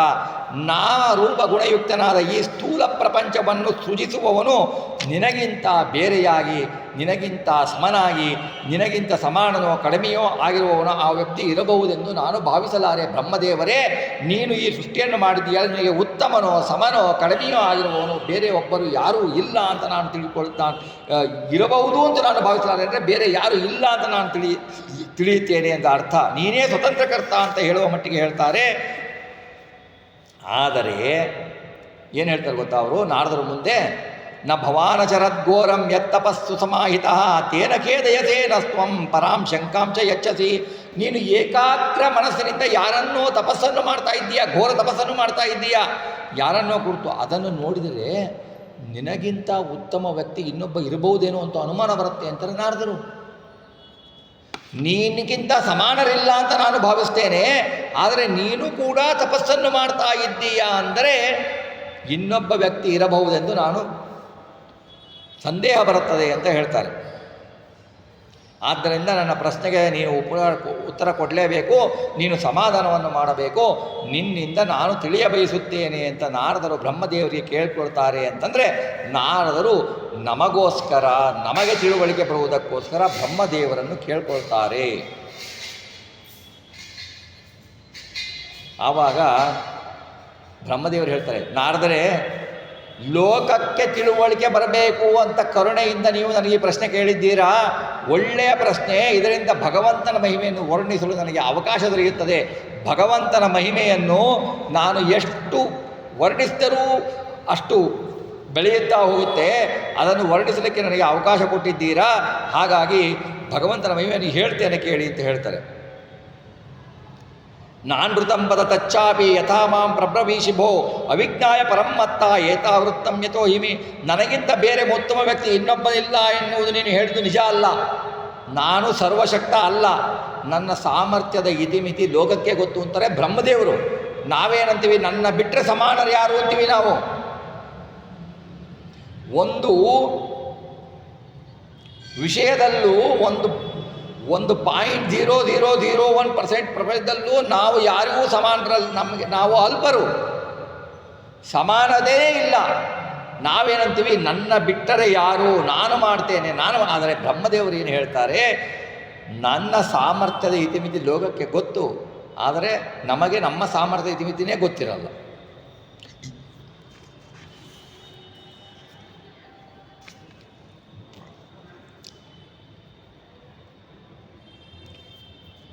ಶ್ರೀಹರಿ ವ್ಯಕ್ತಗೊಳಿಸಿದ ಪ್ರಪಂಚವನ್ನು ನಾನು ಇನ್ನಷ್ಟು ಪ್ರಕಾಶಗೊಳಿಸುತ್ತೇನೆ, ಆದರೂ ಅವನ ಅನುಗ್ರಹದಿಂದ ಅಂತ ಹೇಳ್ತಾರೆ. ಆದರೂ ಅಜೇಯವಾದ ಜೀವಾಚ್ಛಾದಕ ಮಾಯೆ ಇರುತ್ತಲ್ಲ, ಜೀವಾಚ್ಛಾದಕ ಮಾಯೆ ಪರಮಾಚ್ಛಾದಕ ಮಾಯೆ ಅಂತ ಇರುತ್ತೆ. ಎರಡು ಕೇಳಿದ್ದೀರಿ ಅಳಿಗತಾಮೃತ ಸಾರದಲ್ಲಿ. ಆ ಜೀವಾಚ್ಛಾದಕ ಮಾಯೆಯಿಂದ ಮೋಹಿತರಾದ ಅಲ್ಪ ಅಗ್ಧರು ಏನು ಮಾಡ್ತಾರೆ ಅಂದರೆ, ನನ್ನನ್ನೇ ಜಗತ್ತಿನ ಬ್ರಹ್ಮನವರು ಜಗತ್ತಿನ ಸೃಷ್ಟಿಕರ್ತ ಅಂತಾರೆ. ಬ್ರಹ್ಮನಲ್ಲಿ ಬ್ರಹ್ಮರೂಪ ಆಗಿ ನಿಂತು ಭಗವಂತ ಸೃಷ್ಟಿ ಮಾಡ್ತಾನೆ ಅನ್ನೋ ಜ್ಞಾನ ಬರೋಲ್ಲ. ಅವರು ಕೇಳಿದ ಅಪರಾಧ, ನಾನು ಮೊದಲಿಗೆ ಭಗವಂತ ವಾಸುದೇವನಲ್ಲಿಯೇ ವಾಸುದೇವ ದ್ವಾದಶಾಕ್ಷರ ವಿಷ್ಣು ಗಾಯತ್ರಿ ಮಂತ್ರಗಳನ್ನು ನಮಿಸುತ್ತೇನೆ ಅಂತ ಹೇಳ್ತಾರೆ.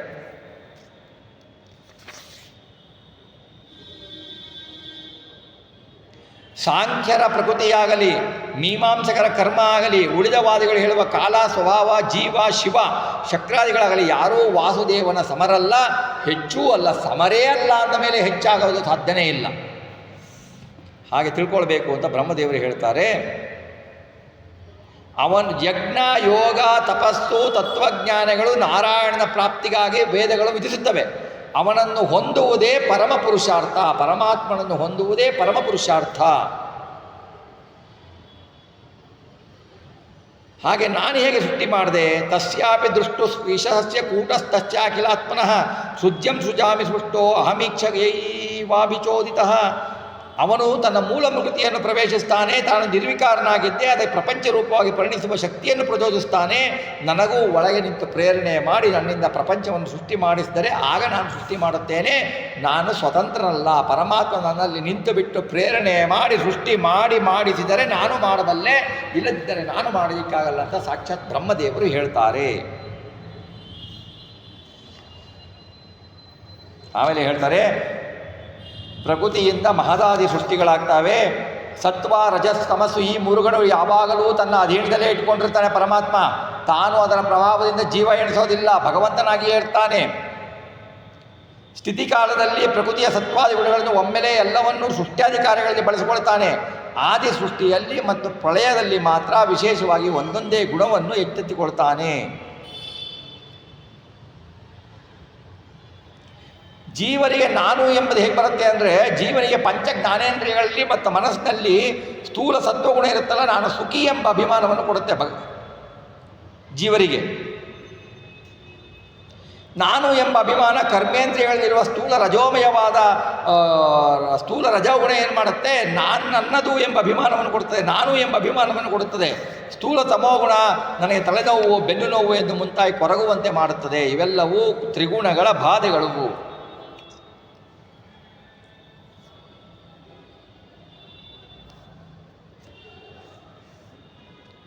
ಆಮೇಲೆ ಹೇಳ್ತಾನೆ, ಕಾಲ ಕರ್ಮ ಸ್ವಭಾವ ಪ್ರಕೃತಿಗಳನ್ನು ಸೃಷ್ಟಿಕಾಲದಲ್ಲಿ ಬಳಸಿಕೊಳ್ತಾನೆ, ಸ್ವೇಚ್ಛೆಯಿಂದ ಬಳಸಿಕೊಳ್ತಾನೆ ಹೊರತು ಅವು ಇಲ್ಲದೆ ಸೃಷ್ಟಿ ಮಾಡಲು ಭಗವಂತ ಅಶಕ್ತ ಅಂತ ಅಲ್ಲ, ಅವುಗಳನ್ನು ಉಪಯೋಗಿಸ್ಕೊಳ್ತಾನೆ ಅಷ್ಟೇ, ಅವು ಇಲ್ಲದೆ ಅವನು ಸೃಷ್ಟಿ ಮಾಡಬಲ್ಲ ಅಂತ ಬ್ರಹ್ಮದೇವರು ಹೇಳ್ತಾರೆ. ಈ ಸತ್ವ ರಜಸ್ಸು ತಮಸ್ಸು ಇವುಗಳಲ್ಲಿ ವೈಷಮ್ಯ ಉಂಟಾಗದಾಗ ಮಹತ್ತತ್ವ ಸೃಷ್ಟಿಯಾಗತ್ತೆ.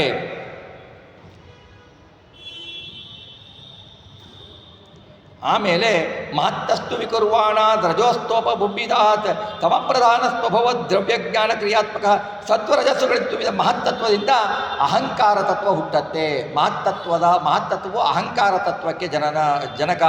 ಅದರಲ್ಲಿ ತಮೋಗುಣ ಕೆಲವೊಮ್ಮೆ ಸತ್ವಗುಣದ ಕಾರ್ಯವನ್ನು ನಡೆಯುವುದುಂಟು. ಮಹತ್ತತ್ವದಲ್ಲಿ ಅಹಂಕಾರ ತತ್ವಕ್ಕಿಂತ ನೋಡಿ, ಮಹತ್ತತ್ವದಲ್ಲಿ ಹೆಚ್ಚು ತಮೋಗುಣವೇ ಇರುತ್ತೆ, ಅದು ಸತ್ವಗುಣದ ಕಾರ್ಯವನ್ನು ಎಂದೂ ಪ್ರತಿಬಂಧಿಸೋದಿಲ್ಲ. ಅಹಂಕಾರ ತತ್ವದಿಂದ ಮನಸ್ಸು ಇಂದ್ರಿಯಗಳು ತನ್ಮಾತ್ರೆಗಳು ಜನಿಸ್ತವೆ. ಅಹಂಕಾರ ತತ್ವದಲ್ಲಿ 3 ವಿಧ ಇರುತ್ತೆ. ವೈಕಾರಿಕ, ತೈಜಸ, ತಾಮಸ ಎಂಬ 3 ವಿಧ ಇರುತ್ತೆ.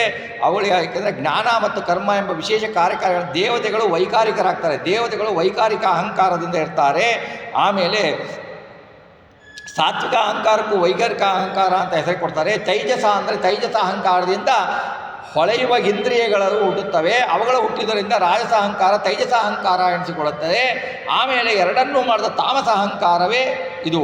ಹೀಗಾಗಿ ಜ್ಞಾನೇಂದ್ರಿಯಗಳಲ್ಲಿಯೂ ದೇವತೆಗಳಲ್ಲಿಯೂ ಜ್ಞಾನೋತ್ಪಾದನಕ್ಕಾಗಿ ನೀಡುವುದು ವೈಕಾರಿಕ ಅಹಂಕಾರದ ತತ್ವಗಳು ಅಂತ ನಾವು ತಿಳಿದುಕೊಳ್ಳಬೇಕು.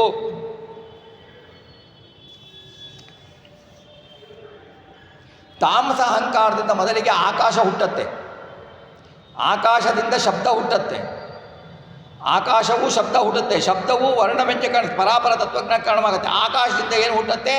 ಆಕಾಶದ ಗುಣ ಶಬ್ದ ಹುಟ್ಟುತ್ತೆ, ಆಕಾಶವೂ ಶಬ್ದ ಹುಟ್ಟುತ್ತೆ. ಆಕಾಶದಿಂದ ವಾಯು ಹುಟ್ಟುತ್ತೆ ಮತ್ತು ಸ್ಪರ್ಶಗಳು ಹುಟ್ಟುತ್ತವೆ. ವಾಯುವಿನ ಗುಣ ಸ್ಪರ್ಶ. ಆಕಾಶದಿಂದ ಹುಟ್ಟಿದ ಪ್ರಯುಕ್ತ ವಾಯುವಿನಲ್ಲಿಯೂ ಆಕಾಶದ ಗುಣ ಶಬ್ದ ಇದೆ ನೋಡಿ. ಆಕಾಶ ವಾಯು, ಆಕಾಶದ ಗುಣ ವಾಯುವೇ ಇದೆ, ವಾಯುವಿನ ಗುಣ ಸ್ಪರ್ಶವೂ ಇದೆ. ವಾಯುವಿನ ಅಭಿಮಾನಿ ಯಾರು? ಮುಖ್ಯ ಪ್ರಾಣದೇವರು, ಜೀವನ ಎಲ್ಲ ಕಾರಣಕ್ಕೆ ಕಾರಣ. ಆ ಎಲ್ಲ ದೇವತೆಗಳನ್ನು ಮಣಿಸಲು ಶಕ್ತ. ಆದ್ದರಿಂದ ಯಾರೂ ಅವರನ್ನು ಮಣಿಸಲಾರರು. ಭಗವಂತ ಲಕ್ಷ್ಮಿಯನ್ನು ಬಿಟ್ಟು ಯಾರೂ ಮುಖ್ಯ ಪ್ರಾಣನನ್ನು ಮಣಿಸಲಾರರು. ತನ್ನ ಇಚ್ಛೆಯಂತೆ ಕರ್ಮವನ್ನು ಮಾಡುತ್ತಾನೆ, ಕಾರ್ಯವನ್ನು ಮಾಡುತ್ತಾನೆ. ವಾಯುವಿನಿಂದ ಸಕಲ ಕರ್ಮ ಸ್ವಭಾವಗಳ ಪ್ರಧಾನದಿಂದ ತೇಜಸ್ಸು ಅಗ್ನಿಯಿಂದ ಅಗ್ನಿಗೇನು ಬರುತ್ತೆ? ರೂಪ ಬರುತ್ತೆ, ಸ್ಪರ್ಶ ಇರುತ್ತೆ. ಸ್ಪರ್ಶ ವಾಯುವಿನಿಂದ ಸ್ಪರ್ಶ ವಾಯುವಿನಿಂದ ಇರುತ್ತೆ, ರೂಪದೊಳಗೆ ಬರುತ್ತೆ, ರೂಪ ಸ್ಪರ್ಶಗಳು ಬರ್ತವೆ. ತೇಜಸ್ಸಿನಿಂದ ರಸಶಬ್ದ, ಅಗ್ನಿಯಿಂದ ನೀರು ಹುಟ್ಟುತ್ತೆ, ನೀರಿನಲ್ಲಿ ರಸ ಬರುತ್ತೆ. ವಿಶೇಷಸ್ತು ವಿಕುರ್ವಾಣ ಅಂಬಸೋ ಗಂಧವಾನ ಭೂತ್ ಪರಾನ್ವಯ ರಸಸ್ಪರ್ಶ ರೂಪಶಬ್ದ ಗುಣಾನ್ವಿತ. ಜಲದಿಂದ ಗಂಧರಸ ಹೊರಡುತ್ತೆ, ರೂಪ ಸ್ಪರ್ಶ ಶಬ್ದಗಳೊಂದಿಗೆ ಪೃಥ್ವಿ ಜನಿಸುತ್ತೆ, ಪೃಥ್ವಿಗೆ ಗಂಧ ಬರುತ್ತೆ. ನೀರಿಗೆ ಗಂಧ ಇರೋದಿಲ್ಲ, ಪೃಥ್ವಿಗೆ ಗಂಧ ಇರುತ್ತೆ. ನೀರು ವಾಸನೆ ಬರುತ್ತೆ ಅಂದರೆ ಪೃಥ್ವಿಯ ಮೃತ್ತಿನ ಗುಣಗಳು ಸೇರಿರುತ್ತವೆ ಅಂತ ಅರ್ಥ ಮಾಡ್ಕೋಬೇಕು. ವೈಕಾರಿಕ ಅಹಂಕಾರದಿಂದ ಮನಸ್ಸು ಮತ್ತು ಹಂತು ಇಂದ್ರಿಯಾಭಿಮಾನಿಗಳು ಹುಟ್ಟುಕೊಳ್ತಾರೆ. ಶ್ರೋತ್ರಕ್ಕೆ, ನಮ್ಮ ಶ್ರೋತ್ರೇಂದ್ರಿಯಕ್ಕೆ ದಿಕ್ಪಾಲಕರು ದೇವತೆಗಳು, ತ್ವಗೇಂದ್ರಿಯಕ್ಕೆ ಅಹಂಕಾರಿಕ ಪ್ರಾಣ, ಚಕ್ಷುಷಿಗೆ ಸೂರ್ಯ, ಜಿವ್ಯೆಗೆ ವರುಣ, ಮೂಗಿಗೆ ಅಶ್ವಿನಿಗಳು, ವಾಕಿಗೆ ಅಗ್ನಿ, ಹಸ್ತಕ್ಕೆ ಇಂದ್ರ, ಹೀಗೆ ಎಲ್ಲ ದೇವತೆಗಳು ಹುಟ್ಟುಕೊಳ್ತಾರೆ. ಹೀಗೆ 24 ತತ್ವಗಳು ಪ್ರತ್ಯೇಕವಾಗಿ ಬ್ರಹ್ಮಾಂಡ ಸೃಷ್ಟಿಯಲ್ಲಿ ಸಮಸ್ತವಾಗದಿದ್ದಾಗ ಈ 24 ತತ್ವಗಳನ್ನು ಹುಟ್ಟಿಸಿದಾಗ, ಆ ಅಭಿಮಾನಿ ದೇವತೆಗಳನ್ನು ಹುಟ್ಟಿಸಿದಾಗ ಅಭಿಮಾನಿ ದೇವತೆಗಳಿಗೆ ಏನು ಕೇಳ್ತಾರೆ? ನೀವು ಸೃಷ್ಟಿ ಮಾಡಿ ಅಂದಾಗ ಅವರು ಹೇಳ್ತಾರೆ, ಅಭಿಮಾನಿ ದೇವತೆಗಳು ನಮ್ಮಿಂದ ಆಗುವುದಿಲ್ಲ ಪರಮಾತ್ಮ, ನೀನು ಬಂದು ಒಳಗೆ ಸೇರಿ ಮಾಡಿಸಿದರೆ ನಾವು ಮಾಡ್ತೀವಿ ಎಂದಾಗ ಅಭಿಮಾನಿ ದೇವತೆಗಳ ಪ್ರಾರ್ಥನೆಯೊಂದಿಗೆ ಹರಿಯ ಆ ತತ್ವಗಳನ್ನು ಒಟ್ಟುಗೂಡಿಸಿ ವೀರ್ಯ ರೂಪದಿಂದ ಪರಿಣಾಮಗೊಳಿಸ್ತಾನೆ. ಆ ತತ್ವಗಳು ಸಂಸಾರಿ ಜೀವರಿಗೆ ಸಂಸಾರ ದುಃಖ ಭಯ ನೀಡುವ ಬ್ರಹ್ಮಾಂಡವನ್ನು ನಿರ್ಮಿಸುತ್ತದೆ.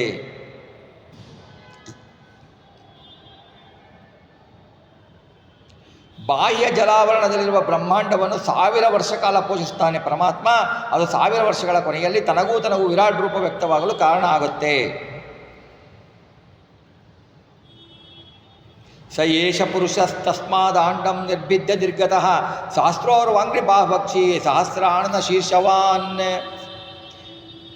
ಬಳಿಕ ಏನಾಗ್ತಾರೆ, ಬ್ರಹ್ಮದೇವರನ್ನು ಬಳಿಕ ನಾವಿಬ್ಬರು ವಿರಾಟ್ ಪುರುಷರು ಬ್ರಹ್ಮಾಂಡದಲ್ಲಿ ವ್ಯಾಪಿಸ್ತಾರೆ. ಬ್ರಹ್ಮಾಂಡದ ಹೊರಗೆ ಸೃಷ್ಟಿಯಾಗತ್ತಲೆ, ಆಮೇಲೆ ಬ್ರಹ್ಮಾಂಡದಲ್ಲಿ ವ್ಯಾಪಿಸ್ತಾರೆ. ಹರಿಯ ವಿರಾಟ್ ರೂಪ ಪುರುಷರುಕ್ತ ಹೇಳುವಂತೆ 1000 ತೊಡೆ, ಕಾಲು, ಕೊಳ್ಳು, ತೋಳು, ಕಣ್ಣು, ಮುಖಗಳು, ಅಂದರೆ 1000 ಅಂದರೆ ನಿನ್ನೆ ಹೇಳಿದೆ ಅನಂತ ಅಂತ ತಿಳಿದುಕೊಳ್ಳಬೇಕು.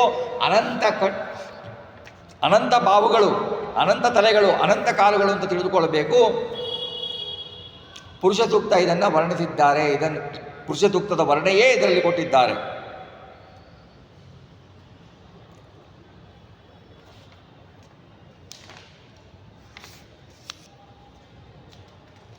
ಆಮೇಲೆ ಭಗವಂತನ ಅವಯವಗಳಿಂದ ಸೃಷ್ಟಿಯಾಗತ್ತೆ.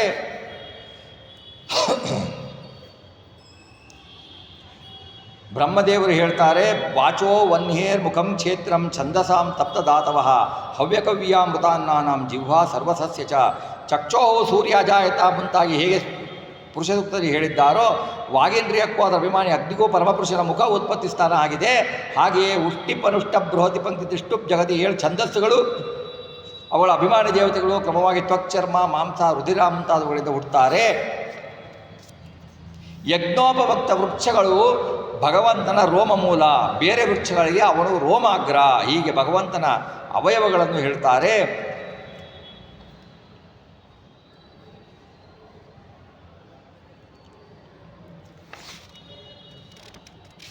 ಸ್ವದಿಷ್ಣಂ ಪ್ರತಿಪನ್ ಪ್ರಾಣೋ ಪ್ರತಪನ್ ಪ್ರಾಣೋ ಬಹಿಶ್ಚ ಪ್ರತಪತ್ಯಸೌ ಏವಂ ವಿರಾಜಂ ಪ್ರತಪಂ ಸ್ಥಪತ್ಯಂತರ್ಬಹಿಭುವಾನ್. ಎಲ್ಲರಿಗೂ ಹೊರಗಡೆ ಎಲ್ಲರಿಗೂ ವ್ಯಾಪಿಸಿದ್ದಾನೆ ಭಗವಂತ. ಎಲ್ಲರ ಹೃದಯದಲ್ಲಿ ಅವನಿದ್ದಾನೆ. ದೇಹದೊಳಗೆ ಮಾತ್ರವಲ್ಲ, ಹೊರಗಿನ ಎಲ್ಲ ವಿಷಯ ಪದಾರ್ಥಗಳದ್ದು ಕಾಣುತ್ತಾನೆ. ಹಾಗೆ ಬ್ರಹ್ಮಾಂಡದೊಳಗೆ ಇದ್ದಾನೆ ಅಂತ ಹೇಳ್ತಾರೆ. ಎಲ್ಲ ಜೀವರು ಭಗವಂತನ ಒಂದು ಅಂಶಕ್ಕೆ ಸಮಾನರು. ಇದನ್ನು ಜ್ಞಾನಿಗಳು ಪ್ರತ್ಯಕ್ಷ ಅನುಭವದಿಂದ ಬಲ್ಲವರಾಗಿರ್ತಾರೆ. ಇನ್ನು ಹೀಗೆ ತಿಳ್ಕೊಳ್ಬೇಕು, ಒಂದು ಅಂಶ ಅಂದರೆ ಭಗವಂತನ ಸಂಪೂರ್ಣ ಅಂಶ ಅಲ್ಲ. ನಾವು ಒಂದು ಅಂಶ ಅಂದರೆ ಹೇಗೆ ಸೂರ್ಯನ ಪ್ರತಿಬಿಂಬ ನೀರಿನಲ್ಲಿ ಹೇಗೆ ಬಿದ್ದಾಗ ಅದು ಸಾದೃಶವೋ ಅಷ್ಟೇ ಸಾದೃಶ ನಾವು. ಯಾಕೆಂದರೆ ಸೂರ್ಯನ ನಿಖರತೆ, ಸೂರ್ಯನ ಪ್ರಕಾಶ ಪ್ರತಿಬಿಂಬದಲ್ಲಿರೋದಿಲ್ಲ ಅಲ್ವಾ? ಹಾಗೆಯೇ ನಮ್ಮದು ಹೋಲಿಕೆ ಅಂತ ತಿಳ್ಕೊಳ್ಬೇಕು.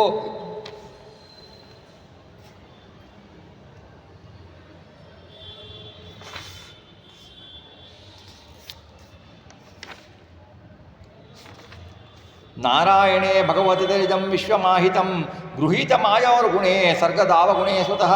ಹೀಗೆ ಭಗವಾನ್ ಹರಿ ಸೃಷ್ಟಿಕಾಲದಲ್ಲಿ ಪ್ರಕೃತಿಯ ಗುಣಗಳನ್ನು ಸೃಷ್ಟಿಗೆ ಬಳಸಿಕೊಳ್ತಾನೆ ಹೊರತು ಅವನು ಆ ಗುಣಗಳಿಗೆ ಪ್ರಭಾವಗೊಳ್ಳುವುದಿಲ್ಲ. ಆದ್ದರಿಂದ ಅವನೇ ಪ್ರಪಂಚಕ್ಕೆ ಆಧಾರನಾಗ್ತಾನೆ. ಆಮೇಲೆ ಭಗವಂತ ಅಪ್ರಮೇಯ ಅಂತ ಹೇಳ್ತಾರೆ. ನ ಭಾರತೀ ಮೇಂಗ ವೃಷೋಪಲಕ್ಷತೆ ನಕರ್ಹಿ ಚಿನ್ಮೇ ಮನಸೋ ಮೃಷಾಗತಿ ನಮೇ ವೃಷೀಕಾಣಿ ಪತಂತ್ಯ ಸತ್ಪತೆ ಯನ್ಮೇ ಹೃದತ್ ಕೌಂಠವ್ಯತಾ ಹೃದೋ ಹರಿ. ಅವನನ್ನು ಪೂರ್ತಿ ಅರಿತುಕೊಳ್ಳಲು ಸರ್ವಶಕ್ತನಾದ ನಾನೂ ಶಕ್ತ ಅಲ್ಲ. ಅದನ್ನು ತಿಳಿದುಕೊಳ್ಳುವ ಎಲ್ಲ ಅರ್ಹತೆಗಳೂ ನನಗೆ ಇದೆ. ನಾನು ವ್ಯರ್ಥ ಮಾತಾಡಿದ್ದು, ಸುಳ್ಳಾಡಿದ್ದು ಎಂದೂ ಇಲ್ಲ. ನಾನು ಹೇಳುವುದೆಲ್ಲ ಸತ್ಯ ಅಂತ ಬ್ರಹ್ಮದೇವರು ಹೇಳ್ತಾರೆ. ನೋಡಿ, ನಾನು ಎಂದೂ ವ್ಯರ್ಥ ಮಾತಾಡೋದಿಲ್ಲ. ನಾನು ಹೇಳುವುದೆಲ್ಲ ಭಗವಂತನ ಬಗ್ಗೆ ಏನು ಹೇಳಿದೆನೋ ಅದೆಲ್ಲವೂ ಸತ್ಯ ಅಂತ ಬ್ರಹ್ಮದೇವರು ಹೇಳ್ತಾರೆ. ಇದನ್ನು ನಾವು ನಂಬಲ್ಲ ಅಂದರೆ ಏನು ಮಾಡಲಿಕ್ಕಾಗತ್ತೆ? ನನ್ನ ಯಾವ ಇಂದ್ರಿಯಗಳು ಹಾಳು ವಿಷಯಗಳತ್ತ ಹರಿದಲ್ಲ. ಯಾಕೆಂದರೆ ನನ್ನ ಹೃದಯದಲ್ಲಿ ಸದಾ ಉತ್ಕಂಠೆಯಿಂದ ಹರಿಧ್ಯಾನವನ್ನೇ ಮಾಡುತ್ತಿರುತ್ತೇನೆ ಅಂತ ಹೇಳ್ತೇನೆ. ನಾನು ಅನಂತ ವೇದಗಳನ್ನು ತಿಳಿದಿದ್ದೇನೆ, ಬಲು ದೊಡ್ಡ ತಪಸ್ವಿಯಾಗಿದ್ದೇನೆ. ಆಮೇಲೆ ಮುಂದೆ ಅವರು ಭಗವಂತನ ಹೊಗಳ್ತಾರೆ. ನತೋಸ್ಪೇಹಂ ತಚ್ಚರಣಂ ಸಮೀವಿಷಾಂ ಭವಚ್ಚಿದಂ ಸ್ವಸ್ಥಯನಂ ಸಮಂಗಳಂ ಯಸ್ಮಾತ್ಮ ಮಾಯಾ ವಿಭವಂ ಸ್ವಯಂ ಗತೋ ನಾಹಂ ನಭಸ್ವಾಂಸ್ತ ಮಥಾ ಪರೇ ಕುತಃ. ಭಕ್ತರ ಭವಬಂಧನಗಳನ್ನು ಕಳೆದು ಸನ್ಮಂಗಲ ಉಂಟು ಮಾಡುವ ಮಂಗಲಮೂರ್ತಿಯಾದ ಅವನ ಪಾದಗಳಿಗೆ ನನ್ನ ನಮನ ಅಂತ ಹೇಳಿಬಿಟ್ಟು ಅವನನ್ನು ಭಗವಂತನನ್ನು ಸ್ತೋತಿಸ್ತಾರೆ. ಆಮೇಲೆ ನಾನಾಗಲಿ ನೀನಾಗಲಿ ಶಿವನಾಗಲಿ ಅವನನ್ನು ಪೂರ್ತಿ ತಿಳಿಯಲಾರೆವೆಂದು ಬೇರೆ ಹೇಳಿದರೆ, ನಾನಾಗಲಿ ಶಿವ ಆಗಲಿ ನೀನಾಗಲಿ ಭಗವಂತನನ್ನು ಪೂರ್ತಿ ತಿಳಿದುಕೊಳ್ಳಲು ಸಾಧ್ಯವಿಲ್ಲ ಅಂದಮೇಲೆ ಬೇರೆ ದೇವತೆಗಳಿಗೆ ತಿಳಿಯಲು ಶಕ್ಯವೇ ಅಂತ ಬ್ರಹ್ಮದೇವರು ಕೇಳ್ತಾರೆ. ನಮ್ಮ ಯೋಗ್ಯತೆ ಅನುಸಾರವಾಗಿ ಸ್ವಲ್ಪ ಮಾತ್ರವೇ ಅದನ್ನು ತಿಳಿಯುತ್ತೇವೆ ಅಂತ ಹೇಳ್ತಾರೆ.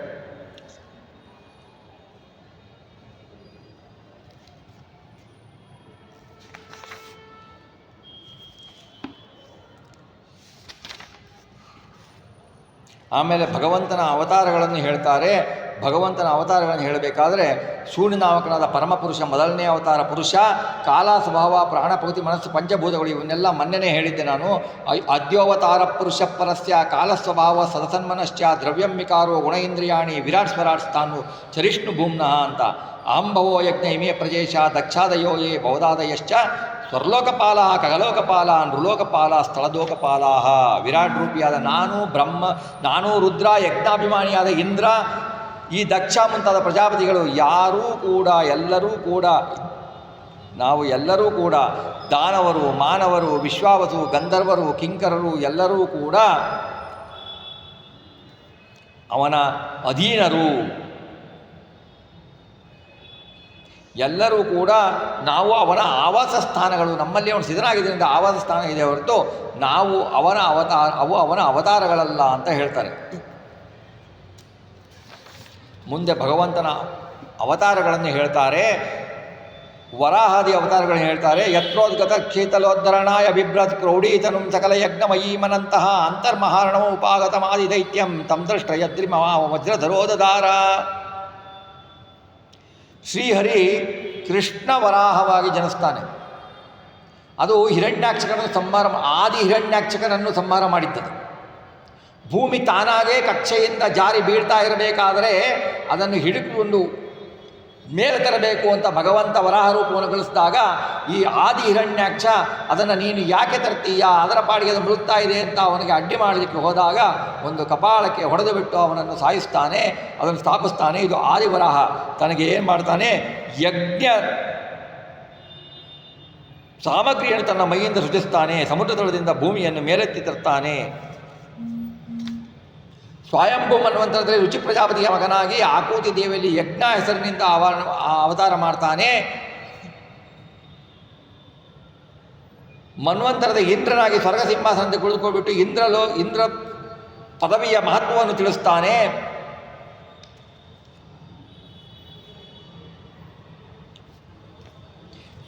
ಕರ್ದಮ ಪ್ರಜಾಪತಿಯಿಂದ ದೇವಹೂತಿಯಾಗಿ ಕಪಿಲನಾಗಿ ಅವತರಿಸ್ತಾನೆ. ಆಮೇಲೆ ಕಪಿಲೋಪಖ್ಯಾನ ಅಂತ ಬರುತ್ತೆ, ಅದು ಮುಂದೆ 3ನೇ ಸ್ಕಂದದಲ್ಲೇ ಬರುತ್ತೆ. ಕಪಿಲೋಪಖ್ಯಾನ ಕಪಿಲ ದೇವತನ ತಾಯಿಗೆ ಉತ್ತಮವಾದ ಸಾಂಖ್ಯಶಾಸ್ತ್ರ ನಿರೂಪಣೆಯನ್ನು ಕೊಡ್ತಾನೆ. ವಿಷಯಾಸಕ್ತಿಯಿಂದ ದೂರವಾಗಿ ಅಭಿಮಾನವನ್ನು ಹೇಗೆ ಕಳೆದುಕೊಳ್ಳಬೇಕು ಎನ್ನುವುದನ್ನು ತಾಯಿಗೆ ಉಪದೇಶ ಮಾಡ್ತಾನೆ. ಆಮೇಲೆ ಶ್ರೀಹರಿಯ ಸದೃಶವಾದ ಮಗು ತನಗೆ ಬೇಕು ಎಂದು ಅತ್ರಿಮುನಿ ತಪಸ್ಸು ಮಾಡಿದಾಗ ಹರಿ ಹೊಳೆದಕ್ಕೆ ನಾನು ಸದೃಶ, ಭಗವಂತನ ನಿನ್ನಂತಿರುವ ಮಗ ನನಗೆ ಬೇಕು ಅಂತಂದಾಗ ಭಗವಂತ ಹೇಳ್ತಾನೆ ನನ್ನಂತಿರುವ ಮಗ ನಿನಗೆ ಸಿಗಲಿಕ್ಕೆ ಸಾಧ್ಯ ಇಲ್ಲ. ಏಕೆಂದರೆ ನನಗೆ ನಾನೇ ಸದೃಶ, ನನ್ನಂಗೆ ಬೇರೆಯವರು ಇರಲಿಕ್ಕೆ ಸಾಧ್ಯ ಇಲ್ಲ. ಆದ್ದರಿಂದ ನನ್ನನ್ನೇ ಪುತ್ರ ರೂಪದಿಂದ ನನಗೆ ದಾನ ಮಾಡುತ್ತೇನೆ ಎಂದು ದತ್ತ ಅನಿಸ್ಕೊಳ್ತಾನೆ. ಅನಸೂಯ ಅತ್ರೇಯರ ಮಗನಾದ್ದರಿಂದ ದತ್ತಾತ್ರೇಯ ಅಂತ ಹೆಸರು ಬರುತ್ತೆ. ಕಾರ್ತವೀರ್ಯಾರ್ಜುನ, ಯದು ಅವರ ಮುಂತಾದವರು ಅವನ ಪಾದಧೂಳಿಯನ್ನು ಹೊತ್ತು ಶರೀರದಿಂದ ಪಾವನಗೊಳಿಸ್ಕೊಳ್ತಾರೆ. ಅಣಿಮಾದಿ ಅಷ್ಟೈಶ್ವರ್ಯವನ್ನು ಪಡೆಯುತ್ತಾರೆ.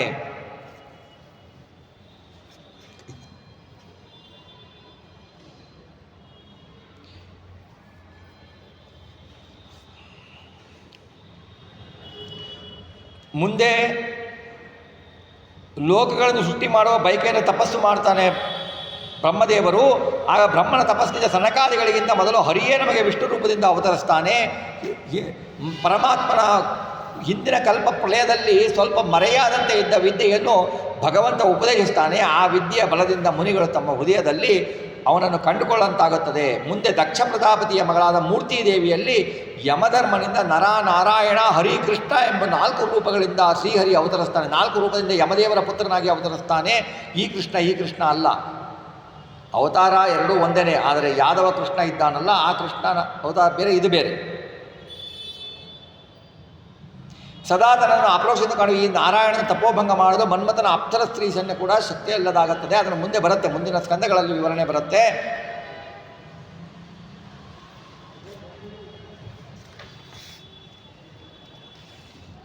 ಆಮೇಲೆ ವಿದ್ಯಸ್ತಪತ್ನುದ್ದಿತ ಪ್ರತಿಭರಾಂತಿರಾಜ್ಞೋ ಬಾಲೋಪಿ ಸನ್ನವಗತಸ್ತಪಸೇವನಾಯ ತಸ್ಮಾದಾಧ್ರುವಗತಿಂ ಕೃಣತೆ ಪ್ರಸನ್ನೋ ದಿವ್ಯಾತ್ವಂತಿ ಮನೆಯೋ ಇದು ಪರ್ಯದಸ್ತಾತ್. ತಂದೆಯ ಸಮಕ್ಷಮದಲ್ಲಿ ಮಲತಾಯಿ ನುಡಿದ ಬಿರುನುಡಿಗಳಿಂದ ಧ್ರುವ ತಪಸ್ಸಿಗಾಗಿ ಹೊರಡ್ತಾನೆ. ಧ್ರುವಲೋಕದ ಅಧಿಪತ್ಯವನ್ನು ಭಗವಂತ ವಾಸುದೇವ ರೂಪದಿಂದ ಅವತರಿಸಿ ಅವನಿಗೆ ಧ್ರುವಲೋಕದ ಅಧಿಪತ್ಯವನ್ನು ನೀಡುತ್ತಾನೆ. ಇದನ್ನು ಮುಂದೆ ಭಾಗವತದಲ್ಲಿ ನಾವು ಕೇಳ್ತೇವೆ. ತಾನೇ ಪರದೇವತೆ ತಾನೇ ದೇವರು ಅಂತ ದುರ್ಮಾರ್ಗ ನಡೆದ ವೇನನಿಗೆ ಮುನಿಗಳು ವಜ್ರಾಯಣದಿಂದ ಶಾಪ ಬಿಡ್ತಾರೆ.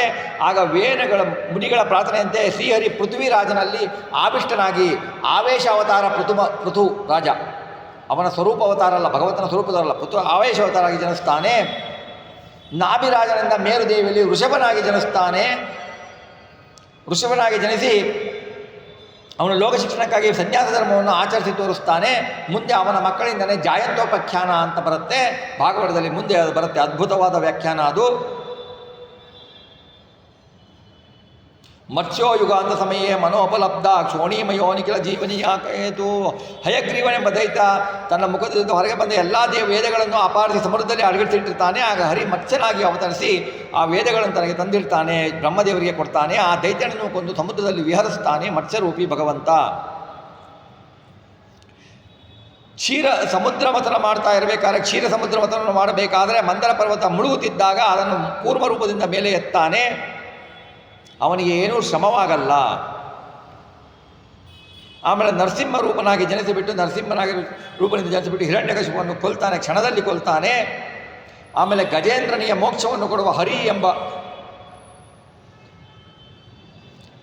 ರೂಪದಿಂದ ಬರ್ತಾನೆ ಭಗವಂತ. ತಾಪಸ ಸಮನಾಗಿ ಅಪರಮೇಯ ಚಕ್ರಾಧಿಕಾರಿ ಹರಿನಾಮಕ ಭಗವಂತ ಗಜೇಂದ್ರನನ್ನು ಪಡೆಯಲು ಗರುಡನ ಹೆಲೆಯ ಮೇಲೆ ಬರ್ತಾನೆ. ಗಜೇಂದ್ರನಿಗೆ ಮೋಕ್ಷವನ್ನು ಕೊಡ್ತಾನೆ. ಆಮೇಲೆ ವಾಮನನಾಗಿ ಹುಟ್ಟುಬಿಟ್ಟು ಬಲಿಯನ್ನು ಪಾತಾಳಕ್ಕೆ ಒತ್ತುತ್ತಾನೆ.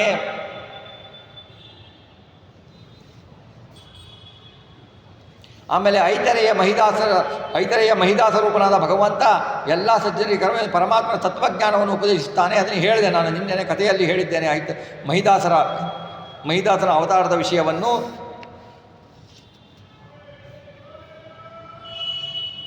ಧನ್ವಂತರಿ ರೂಪದಿಂದ ಜನಿಸಿ, ಸಮುದ್ರ ಮಥನದ ಕಾಲದಲ್ಲಿ ಧನ್ವಂತರಿ ರೂಪದಿಂದ ಜನಿಸಿ ಬಹುರೋಗಗಳಿಂದ ಬಳದುವ ಸಜ್ಜನರಿಗೆ ತನ್ನ ನಾಮಮಾತ್ರದಿಂದಲೇ ನೋವನ್ನು ಬೇಗ ಕಳೆಯುತ್ತಾನೆ.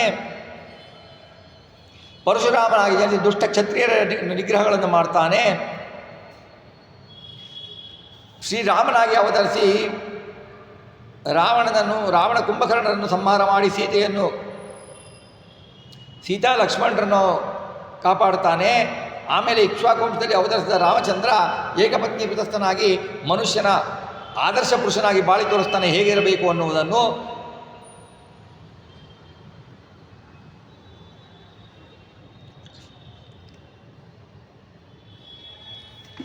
ಅದನ್ನು ಕೂಡ ನಮಗೆ ಮುಂದೆ ಭಾಗವತದಲ್ಲಿ ಬರುತ್ತೆ ರಾಮನ ಅವತಾರದ ವಿಷಯವು.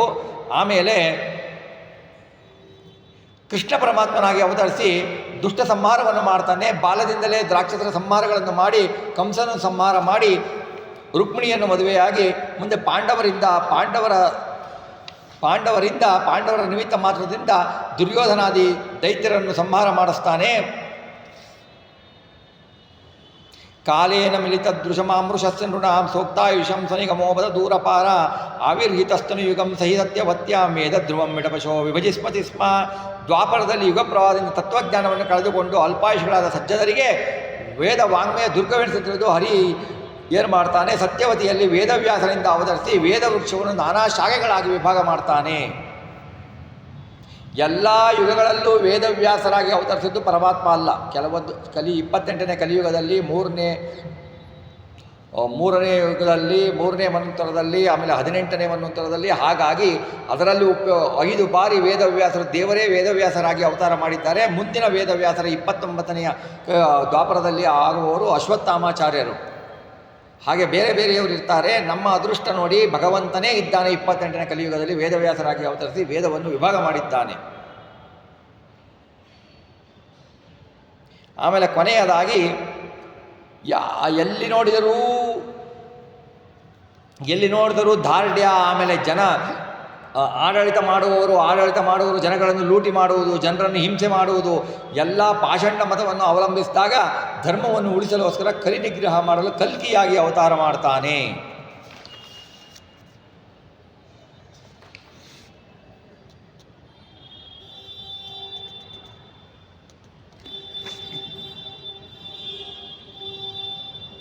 ಆಮೇಲೆ ಹೇಳ್ತಾರೆ, ಮಾಯಾಂ ವರ್ಣಯತೋ ಮುಷ್ಯ ಈಶ್ವರಸ್ಯ ಅನುಮೋದತಃ ಶೃಣ್ವತ ಶ್ರದ್ಧೆಯ ನಿತ್ಯಂ ಮಾಯಾಯಾತ್ಮನ ಮುಹ್ಯತಿ. ಪರಮಾತ್ಮನ ಮಹಿಮೆಯನ್ನು ಶ್ರದ್ಧೆಯಿಂದ ಹೇಳುವ, ಕೇಳುವ, ಒಪ್ಪಿಕೊಳ್ಳುವ ಸಜ್ಜನರ ಮನಸ್ಸು ಬಂಧಕ ಪ್ರಕೃತಿಗೆ ವಶವಾಗಿ ಅಹಂಕಾರ ಮಮಕಾರಗಳಿಗೆ ಒಳಗಾಗುವುದಿಲ್ಲ ಅನ್ನುವುದಾಗಿ ಹೇಳ್ತಾರೆ. ಆಮೇಲೆ ರಾಜ ಕೇಳ್ತಾನೆ, ಭಾಗವತದ ಗ್ರಂಥದಲ್ಲಿ ಏನಿದೆ ಅಂತ ಕೇಳ್ತಾನೆ ರಾಜ.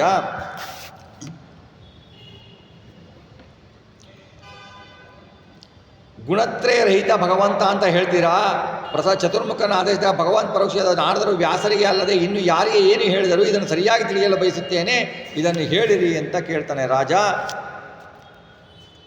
ಅವನ ಅವಯವಗಳಿಂದ ಲೋಕ ಸೃಷ್ಟಿಯಾಯಿತು ಅಂತ ಹೇಳಿದಿರಿ, ಆ ಲೋಕಗಳು ಅವನ ಅವಯವಗಳಿಂದ ಚಿಂತಿಸಬೇಕೆಂದು ಹೇಳಿದ್ರು, ಇದನ್ನು ವಿಸ್ತಾರವಾಗಿ ಹೇಳಿರಿ ಅಂತ ಕೇಳ್ತಾನೆ. ಹರಿಯ ಆಶ್ಚರ್ಯಕರವಾದ ಅವತಾರ ಚರಿತ್ರೆ, ಇವುಗಳು ಅವುಗಳ ಪರಿಣಾಮ ಧರ್ಮಗಳು, ತತ್ವಗಳ ಸಂಖ್ಯೆ, ಅವುಗಳ ಲಕ್ಷಣಗಳು, ಅವನಿಗೆ ಕಾರಣನಾದ ಭಗವಂತನ ಲಕ್ಷಣ, ಅವನ ಆರಾಧಿಸುವ ಬಗ್ಗೆ, ಅವನ ಧ್ಯಾನಾದಿ ಯೋಗ, ಇವುಗಳೆಲ್ಲರ ಬಗ್ಗೆ ನಮಗೆ ಹೇಳಿರಿ ಅಂತ ರಾಜ ಶುಕಮುನಿಗಳಿಗೆ ಕೇಳ್ತಾನೆ.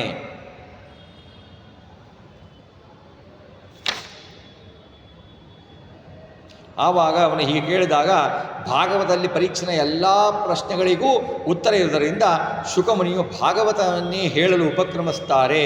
ಭಾಗವತವಂತನೇ ಹೇಳಲು ಉಪಕ್ರಮಿಸಿಬಿಟ್ಟು ಕೊನೆಗೆ ಭಗವಂತ ತನಗೆ ಚತುರ್ಶ್ಲೋಕಿ ಭಾಗವತವನ್ನು ಉಪದೇಶಿಸಿದಲ್ಲ, ಅದರ ಬಗ್ಗೆ ಚಿಂತನೆಯನ್ನು ಹೇಳ್ತಾರೆ. ಆ ಚಿಂತನೆಯನ್ನು ನಾವು ನಾಳೆ ಮುಂದುವರಿಸೋಣ ಅನ್ನುವಲ್ಲಿಗೆ ಇವತ್ತಿನ ಈ ಭಾಗವತದ ಚಿಂತನೆಯನ್ನು ಶ್ರೀ ರಾಘವೇಂದ್ರ ಸ್ವಾಮಿಗಳ ಅಂತರ್ಗತ ಭಾರತೀಯ ಮುಖ್ಯಪ್ರಾಣ ಅಂತರ್ಗತ